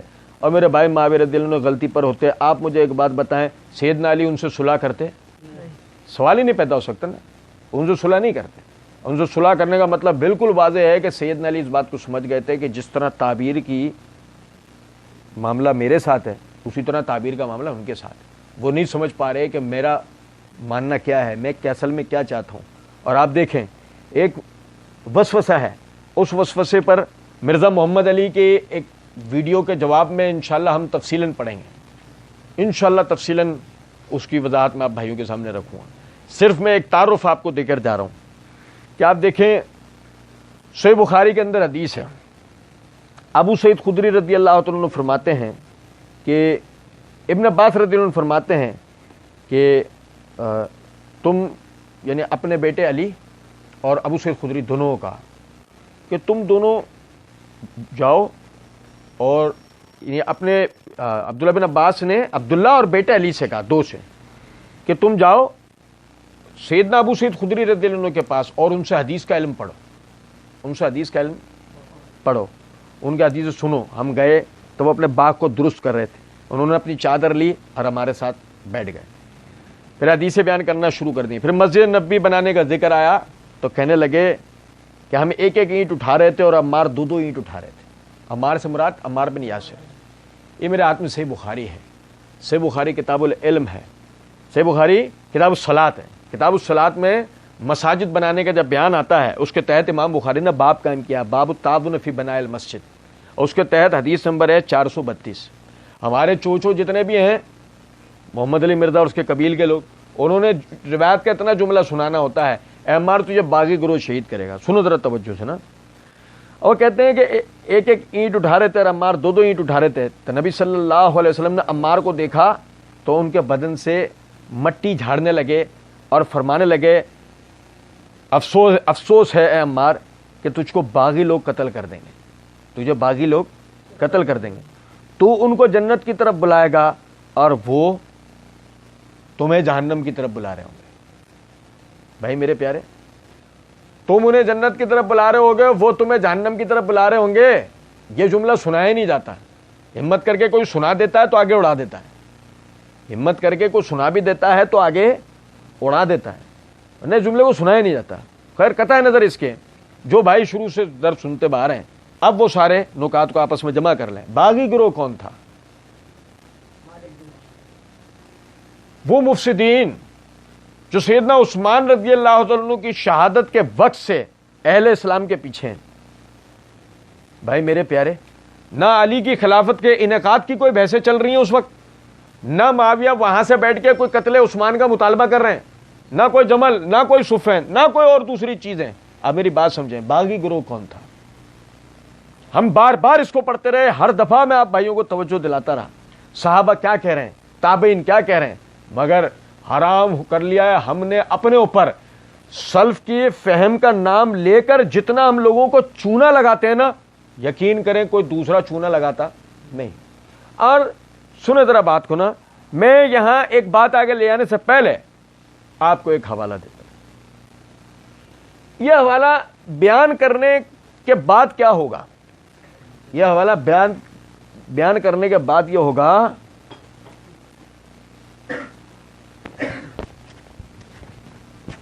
کوئی اماں غلطی سے بھی نظر نہیں مانے گی اپنے بچے کے زندہ ہونے کی. کچھ بات آ رہی ہے سمجھ میں نہیں؟ اور کوئی معجزہ کسی کو زندہ کر پائے گا؟ ایسی میتیں اٹھنی ہیں. ہاں یہ ضرور ہے، یاد رکھیں یہ حوالہ ہر اس آدمی کے لیے ہے جو آدمی خود کو اہل سنت کہتا ہے، کہتا بھی ہو. یہ حوالہ اس کے لیے ہے. یہ حوالہ رافضیوں کے لیے جو پکے ٹھوک بجا کے رافضی ہیں ان کے لیے نہیں ہے. ان کے لیے کیا، وہ تو دندناتے پھریں، ان کے لیے تو کوئی ٹینشن ہی نہیں ہے. سنیں ذرا بات کو. امام عبد الرحمن بن ابراہیم الدمشقی جو کہ دوہیم کے نام سے مشہور ہے، یہ میرے ہاتھ میں سیر اعلام النبلاء ہے، اس کی جلد نمبر 8 کا صفحہ نمبر 300 ہے. امام ابو حاتم رازی رحمۃ اللہ علیہ کہتے ہیں کانا دوہیم یمیز و یثبت وهو الثقہ، کہ دوہیم حدیث کے اندر تمیز رکھنا لے، اس کے الفاظوں کا ضبط رکھنا لیتے اور حدیث میں قابل اعتبار تھے. پھر یہ ان کے تعریفی کلمات سارے ذکر کرنے کے بعد امام ابو داؤد کا قول ذکر کیا انہوں نے، دوہیم حجت لم یکن دمشق فی زمانہ مثلہ، کہ دوہیم جو ہے وہ حجت تھے، دلیل تھے، ان کے زمانے میں دمشق میں ان کے جیسا کوئی دوسرا نہیں تھا. امام احمد بن حنبل ان کی تعریف کیا کرتے تھے اور کہا کرتے تھے وہ بڑے عقل والے، بڑے مضبوط، دین میں ستون کی طرح ہیں. امام دارقطنی انہیں سکا کہتے ہیں. ابو احمد بن عدی کہتے ہیں ہوا اوثق من حرملہ، کہ وہ حرملہ بڑے ایک محدث گزرے، وہ ان سے بھی زیادہ جو ہے وہ یعنی قابل اعتبار ہے.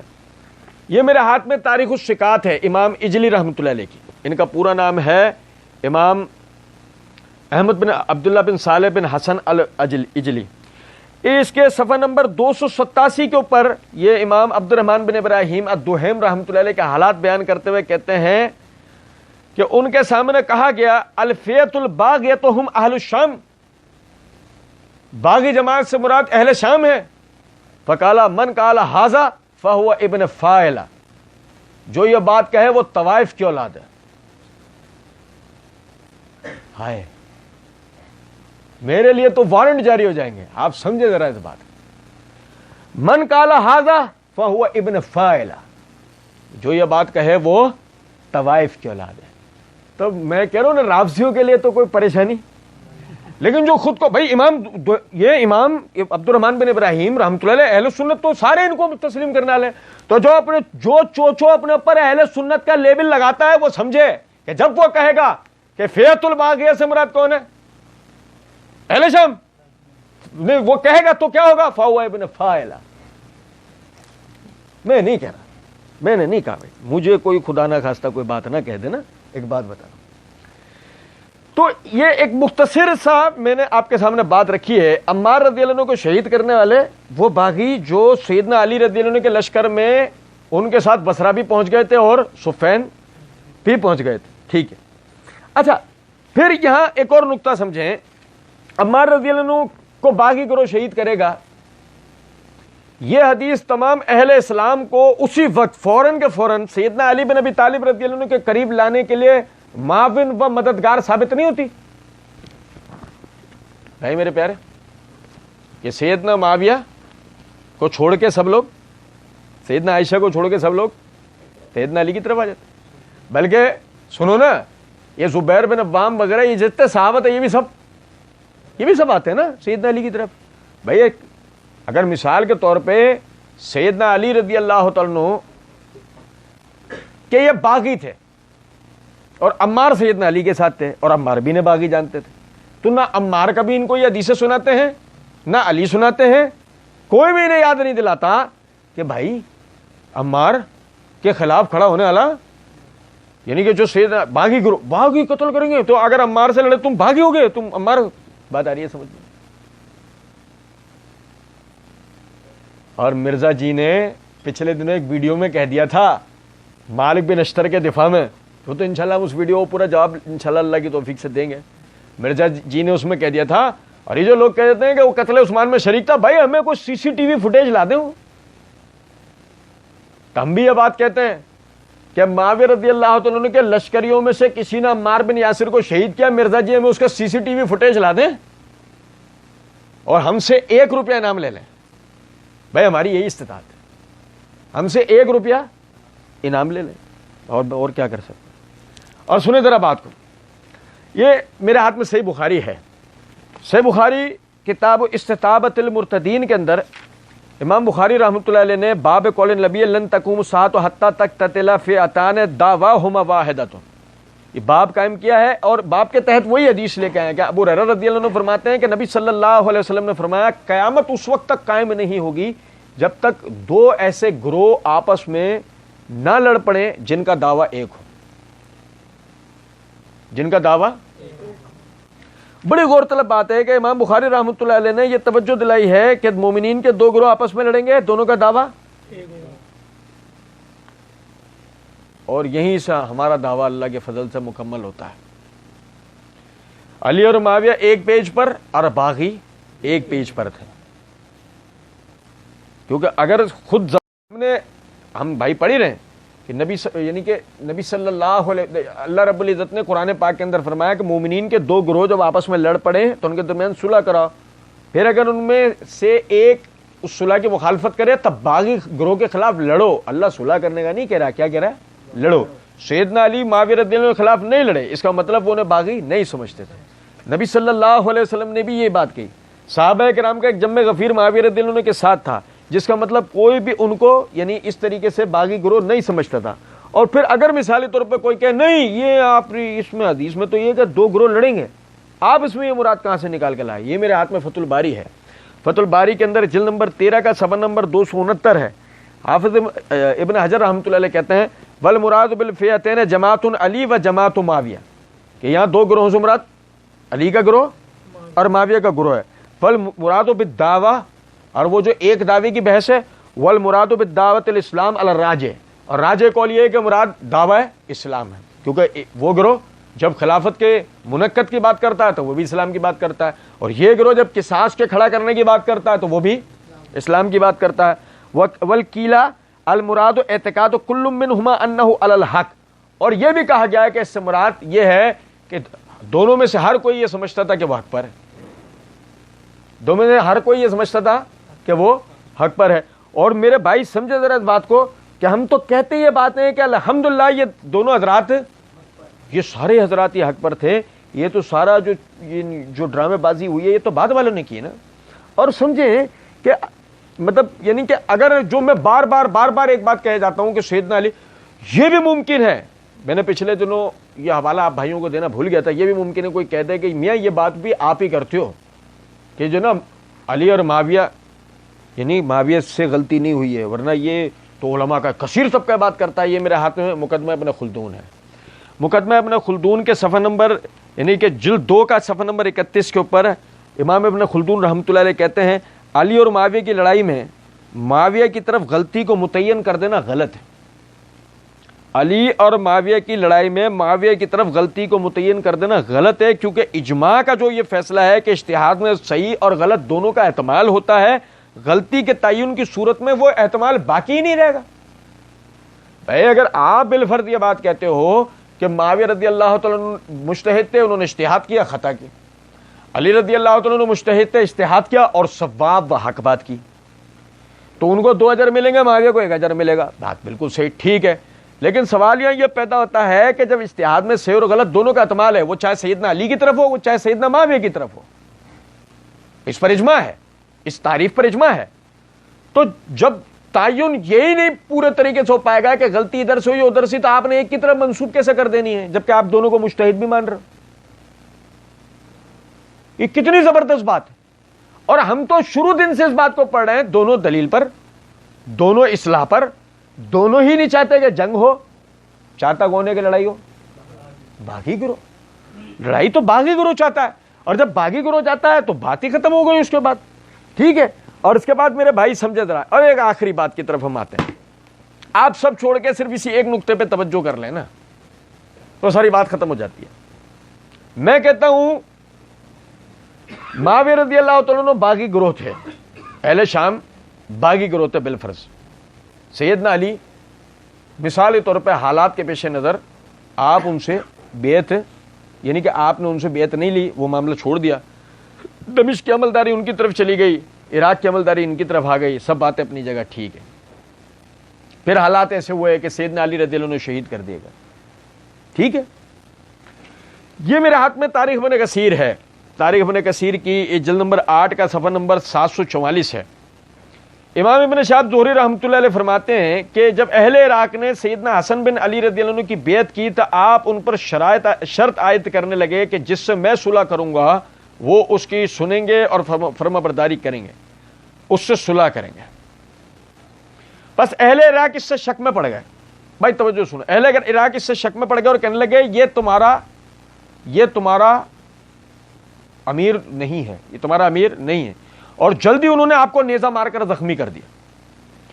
بس آپ ان کے بغض میں بڑھ گئے اور ان سے آپ کے خوف میں بھی اضافہ ہو گیا، اور اس موقع پر آپ نے اپنے متعلق ان کے تفرق و اختلاف کو بھی معلوم کر لیا، اور آپ نے سیدنا معاویہ کو صلح کا خط لکھا، اور آپ نے آپ سے اپنی پسند کے متعلق، یعنی معاویہ رضی اللہ عنہ سے اپنی پسند کے متعلق صلح کرنے کے بارے میں مراسلات کرنے لگے. سیدنا حسن کی بیعت ہو گئی. سیدنا حسن کی بیعت ہو گئی. سیدنا حسن کی بیعت ہوئی تو سیدنا حسن نے بیعت کس بات پر لی؟ سیدنا حسن اہل عراق سے بیعت اس بات پر کر رہے ہیں، میں جس سے صلح کروں گا، جن شرائط پہ کروں گا، تو میں اس سے صلح. آپ یہ بات کیوں کر رہے ہیں؟ پہلے ہی دن بیعت کے وقت میں یہ بات کیوں کر رہے ہیں؟ میں جس سے صلح کر لوں اس کی سننا، اس کی فرما برداری کرنا تم پر لازم ہوگا. آپ پہلے دن یہ بات کیوں کر رہے ہیں؟ آپ میری بات سمجھ رہے ہیں؟ وہ ایسا کیوں کر رہے تھے میں آپ کو اس کی وجہ بتاتا ہوں، سنیں ذرا. یہ میرے ہاتھ میں مصنف ابن ابی شیبہ ہے. مصنف ابن ابی شیبہ کی جلد نمبر 14 کا صفحہ نمبر 273، روایت نمبر 38,850.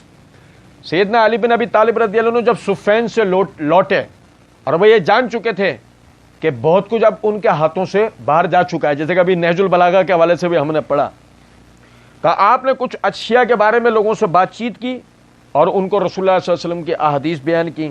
اس کے بعد آپ نے فرمایا، اے لوگوں، ایھا الناس لا تکرہوا امارۃ معاویہ، اے لوگوں معاویہ کی حکمرانی کو برا مت سمجھنا، معاویہ کی حکمرانی کو برا مت سمجھنا. واللہ لو قد فقدتموہ، اور اللہ کی قسم اگر تم نے ایسا کیا، لقد رأیتم الرؤوس تنزوی من قواہلھا کالحنظل، تم نے ایسا کیا تو حنظل کے درخت کی طرح جیسے اس کے پھل اس کے سر پہ سے کٹ کٹ کے گرتے ہیں، ایسے تمہارے سر تمہارے جسموں پہ سے کٹ کٹ کے گریں گے. یہ جو سیدنا علی رضی اللہ تعالیٰ عنہ نے کہا ہے نا، آپ سمجھیں یہ دونوں فریقین کو کہا ہے، مومنین کو بھی، مفسدین کو بھی، باغیوں کو بھی. مومنین کو اس لیے کہا ہے کہ سیدنا علی رضی اللہ تعالیٰ عنہ وہ سیدنا معاویہ رضی اللہ تعالیٰ عنہ کو حکمرانی کی ان کے اندر اہلیت کو جان گئے تھے، اور جو آپ نے کہا کہ ان کی مخالفت مت کرنا، ان کی یعنی حکمرانی کو، گورنر کو غلط مت سمجھنا، تو اگر بعد میں ان کے خلاف کوئی کھڑا ہوتا ہے تو ابھی تو صلح کس پر ہوئی ہے؟ سیدنا علی پر. آئندہ صلح کس پہ ہوگی؟ آئندہ تو معاویہ کسی ایک کو بھی چھوڑیں گے. اور یار سمجھو لوگوں نے کونڈے ایسے ہی تھوڑی منائے، معاویہ نے کسی کو بھی چھوڑا نہیں. یہ تو ابھی ہمارا موضوع نہیں ہے، وقت بھی نہیں ہے. مرزا جی کے جواب میں کبھی پڑھیں گے انشاءاللہ، اللہ توفیق دے گا. معاویہ نے چھوڑا نہیں، جبھی تو یار لوگ آج تک کونڈے مناتے ہیں. کچھ بات آ رہی ہے سمجھ میں نہیں؟ اور سنو، ہمیں کیا پتہ لگا کہ سیدنا حسن رضی اللہ تعالیٰ عنہ نے اپنی بیعت کے تو پہلے دن یہ بات کہہ دی کہ میں جس شرط پر بھی صلح کروں تمہیں بھی اس کی سننا اور فرمانبرداری کرنی ہوگی. اس کا مطلب سیدنا حسن ایک پورا مشن لے کر آپ نے بیعت کے معاملات کے لیے خدا تیار ہو، یعنی آپ نے آپ کو پیش کر دیا. جب لوگوں نے کہا ہم آپ کی بیعت کریں گے، کیونکہ سیدنا علی کے بعد سیدنا حسن سب سے زیادہ اہل تھے. یہ میرے ہاتھ میں صحیح بخاری ہے. صحیح بخاری کتاب الصلح کے اندر امام بخاری رحمۃ اللہ علیہ نے باب قائم کیا، باب قول نبی صلی اللہ علیہ وسلم للحسن ابن علی ابن ھذا سید ولعل اللہ ان یصلح به بین فئتین عظیمتین. اس کے تحت حدیث نمبر 2704 ہے. حسن بصری رحمۃ اللہ علیہ، حسن بصری، امام حسن بصری رحمۃ اللہ علیہ فرماتے ہیں کہ اللہ کی قسم جب سیدنا حسن بن علی رضی اللہ تعالیٰ عنہ پہاڑوں جیسا لشکر لے کر پہنچے تو عمرو بن عاص نے کہا کہ میں ایسا لشکر دیکھ رہا ہوں جو اپنے مقابل کو نیست و نابود کیے بغیر واپس نہیں جائے گا. معاویہ رضی اللہ عنہ نے اس پر کہا اور اللہ کی قسم وہ ان دونوں اصحاب میں سب سے زیادہ اچھے تھے کہ اے عمر، اگر اس لشکر نے اس لشکر کو قتل کر دیا یا اس نے اس کو قتل کر دیا تو اللہ کی بارگاہ میں لوگوں کے امور کی جواب دہی کے لیے میرے ساتھ کون ذمہ داری لے گا؟ لوگوں کی بیوہ عورتوں کی خبر گیری کے سلسلے میں میرے ساتھ کون ذمہ دار ہوگا؟ لوگوں کی آل اولاد کے سلسلے میں میرے ساتھ کون ذمہ دار ہوگا؟ آخر معاویہ رضی اللہ تعالیٰ نے حسن رضی اللہ عنہ کے ہاں قریش کی شاخ بنو عبد شمس کے 2 آدمی بھیجے، عبد الرحمن بن سمرہ اور عبد الرحمن بن عامر بن کریز. انہوں نے ان دونوں سے فرمایا کہ حسن بن علی رضی اللہ عنہ کے ہاں جاؤ اور ان کے سامنے صلح پیش کرو، ان سے اس پر گفتگو کرو اور فیصلہ انہی کی مرضی پر چھوڑ دو. چنانچہ یہ لوگ آئے اور آپ سے گفتگو کی اور فیصلہ آپ ہی کی مرضی پر چھوڑ دیا. حسن بن علی رضی اللہ عنہ نے فرمایا ہم بنو عبد المطلب کی اولاد ہیں اور ہم کو خلافت کی وجہ سے روپیہ پیسہ خرچ کرنے کی عادت ہو گئی ہے اور ہمارے ساتھ یہ لوگ ہیں جو خون خرابہ کرنے میں طاق ہیں، بغیر روپیہ دیے ماننے والے نہیں.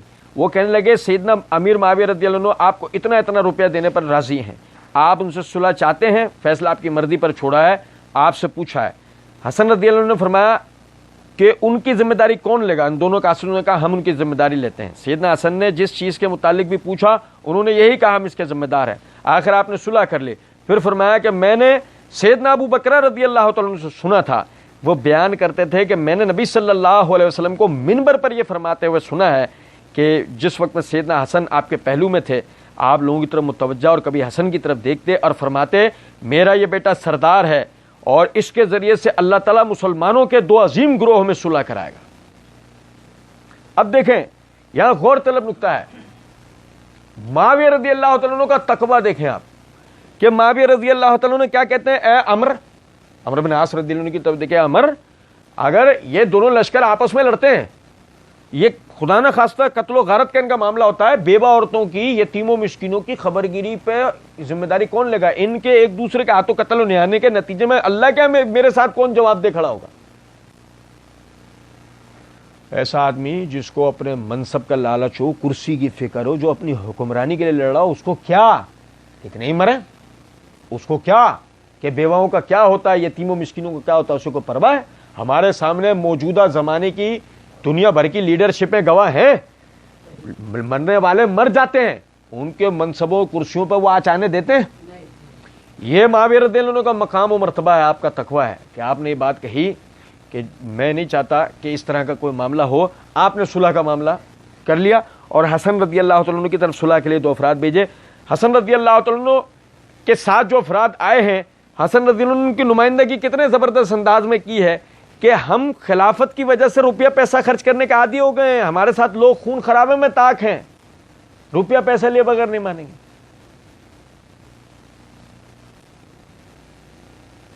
او بھائی سمجھو یا نہیں؟ میں بولوں نا تو کوئی کہے یہ تمہارے الفاظ ہیں، یہ کون کہہ رہا ہے؟ حسن بن علی، امام حسن، اہل بیت بتا رہے ہیں ساتھ آنے والوں کی اوقات کیا ہے، پیسے کے بندے ہیں، سمجھ رہے ہیں؟ پیسہ مل جائے گا چین سے بیٹھ جائیں گے. حسن معاویہ رضی اللہ عنہ نے پیشکش کو قبول کر لیا. کچھ بات آ رہی ہے؟ ٹھیک ہے بھائی ختم کرو اس سلسلے کو. اب ان کے درمیان میں صلح ہو گئی. نبی صلی اللہ علیہ وسلم نے کیا فرمایا؟ میرا یہ بیٹا سردار ہے، امت کے 2 عظیم گروہوں کے مسلمانوں کے 2 عظیم گروہوں کے درمیان صلح کرائے گا. آپ سمجھو ذرا اس بات. اس سے کیا پتہ لگا؟ معاویہ رضی اللہ عنہ کا گروہ اور علی رضی اللہ عنہ کا گروہ دونوں مسلمانوں کے گروہ تھے، باقی گروہ بھی مسلمان ہو گیا. یہ 2 الگ ہیں، وہ تیسرا گروہ ہے. وہ تیسرا گروہ ہے جس کے لیے کہا گیا کہ عمار تجھے باغی گروہ شہید کرے گا کہ تو جنت کی طرف بلا رہا ہوگا اور وہ جہنم کی طرف. اور سنو ذرا بات کو، یہ دونوں اگر مسلمانوں کے گروہ تھے تو جہنم کی طرف بلانے والا بھی مسلمانوں کا گروہ ہوتا ہے کیا؟ کچھ بات آ رہی ہے میں کیا کہہ رہا ہوں سمجھ میں؟ تو بات یہ ہے کہ وہ چونکہ مفسدین باغیوں کی جماعتیں انہوں نے مسلمانوں میں افتراق و انتشار کر کے مسلمانوں میں تفرقہ پیدا کیا، مسلمانوں کے خلیفہ کو شہید کیا، اور اس کے لیے انہوں نے خط و کتابت کی، لوگوں کی ذہن سازیاں کی. اور سمجھیں جب مسلمانوں کی ملت کو فتنہ و فساد کے درپے کرنے کے لیے انہوں نے جو لوگوں کی ذہن سازیاں کی تو سمجھ میں آئی بات کہ وہ کس طرح جہنم کی طرف دعوت دے رہے تھے. اور دوسری طرف اصلاح کے لیے اٹھنے والے سب حضرات، وہ چاہے علی ہو، وہ چاہے عائشہ ہو، وہ طلحہ ہو، وہ زبیر ہو، وہ عبداللہ بن عمر ہو، عبداللہ بن زبیر ہو، وہ معاویہ ہو، وہ عمر بن عاص ہو، مغیرہ بن شعبہ ہو، یا وہ ان جیسے دیگر حضرات، یہ سارے مومنین کی وہ جماعتیں ہیں جو آپس میں صلح کا معاملہ کرنا چاہتی ہیں. تو میرے بھائی ایک آخری بات بتا کے اس بات کو ختم کر رہا ہوں. یہ میرے ہاتھ میں تاریخ بغداد ہے. تاریخ بغداد کی جلد نمبر 1 کا صفحہ نمبر 223 ہے. امام ربیع بن نافع رحمۃ اللہ علیہ وہ فرمایا کرتے تھے، معاویہ بن ابی سفیان ستر اصحاب رسول اللہ صلی اللہ علیہ وسلم فإذا کشف الرجل الستر اجتری علی ما وراہ. لوگوں، رسول اللہ صلی اللہ علیہ وسلم کے صحابہ کا اگر کوئی پردہ ہے تو وہ معاویہ ہے. اور جب آدمی کسی کے پردے کو کھولنے جیسی کیفیت میں ہو جاتا ہے تو پھر وہ مزید جرأت مند ہو جاتا ہے. آپ میری بات سمجھے ہیں یا نہیں؟ آج اگر ایک آدمی معاویہ رضی اللہ عنہ کے گریبان تک جا رہا ہے تو آپ اس بات کو سمجھ لو اصل ٹارگٹ معاویہ رضی اللہ تعالیٰ عنہ نہیں ہے، وہ اس پردے کو اٹھا کے اصحاب رسول تک جانا چاہتا ہے. اور آج جو علماء، وہ حضرات جو اس وقت صحیح معنوں میں صحابہ کرام رضوان اللہ علیہم اجمعین کے دفاع کا حق ادا کر رہے ہیں، اگر وہ معاویہ رضی اللہ عنہ کا دفاع کرتے ہیں تو اس میں بھی آپ سمجھو کہ خدا نہ خواستہ یہ ان کی ناسبیت نہیں ہے، خدا نہ خواستہ یہ اموی حکمرانوں بادشاہوں سے کوئی الگ سے عقیدتی سلسلہ یا کوئی محبت نہیں ہے. وہ اس ربیع بن نافع رحمۃ اللہ علیہ والے قول کو سمجھتے ہیں کہ معاویہ اصحاب رسول کا پردہ ہیں. اگر ایک آدمی پردے تک پہنچ جائے تو پھر وہ اس کے بعد اتنا جرأت مند ہوتا ہے کہ وہ اندر کے سب باتوں تک. اب ظاہر ہے کہ اگر معاویہ رضی اللہ عنہ کے آج کوئی بندہ عیب گوئی کرنے کی کوشش کر رہا ہے تو کل وہ کہاں تک جائے گا. اور مرزا کو مسلسل سننے والے لوگ اس بات کو جانتے ہیں کہ اس نے معاویہ یزید سے ابتدا کی، آہستہ آہستہ وہ ابو بکر و عمر تک بھی پہنچ چکا ہے. اس نے صحابہ کرام رضوان اللہ علیہ مجمعین میں سے جس کا جہاں موقع ملتا ہے وہ عیب گیری کی کوشش کرتا ہے. اب تک کی ہماری تمام تفصیلات کے اندر صحابہ کے باہمی اختلاف والے موضوع میں ہم نے یہی پڑھا کہ الحمدللہ ان میں جو اختلاف تھا وہ خدا نہ خواستہ کوئی اپنی غرض یا اپنی کسی نیت اور مقصد کے اوپر نہیں تھا، وہ اعلاء کلمت اللہ کے لیے تھا، اللہ کے کلمے کو بلند کرنے کے لیے. ایک طبقہ چاہتا تھا خلافت منعقد ہو، ایک طبقہ چاہتا تھا کہ قاتلین عثمان سے قصاص ہو تاکہ مسلمانوں کی جماعتوں کے درمیان سے مفسدین کا خاتمہ ہو اور دوبارہ اس طرح کا کوئی حادثہ پیش نہ آ سکے. چونکہ ایسا نہیں ہوا تو بات بھی ہمیں سمجھ میں آتی ہے کہ بعد میں سیدنا علی رضی اللہ تعالیٰ عنہ بھی انہی باغیوں کے ہاتھوں شہید کیے گئے تھے. اگر ان باغیوں کے ساتھ پہلے قصاص لے لیا جاتا تو شاید سیدنا علی بن ابی طالب رضی اللہ تعالیٰ عنہ کسی جنگ کے اندر شہید ہوئے ہوتے، نہ کہ پیٹھ پیچھے سے کوئی ان کے اوپر حملہ آور ہو کے آپ کو زخمی کرتا اور شہید کرتا. اللہ رب العزت ہمیں سمجھنے اور عمل کرنے کی توفیق دے. اللہ رب العزت ہمیں رافضیت سے بچائے. اللہ رب العزت ہمیں ناسبیت سے محفوظ رکھے. اور اللہ رب العزت ہمیں صحابہ کرام رضوان اللہ علیہ مجمعین کی معرفت کو صحیح معنوں میں سمجھنے اور اس کے مطابق اپنی زندگی کو عمل کرنے کی توفیق دے. وما علینا الا البلاغ.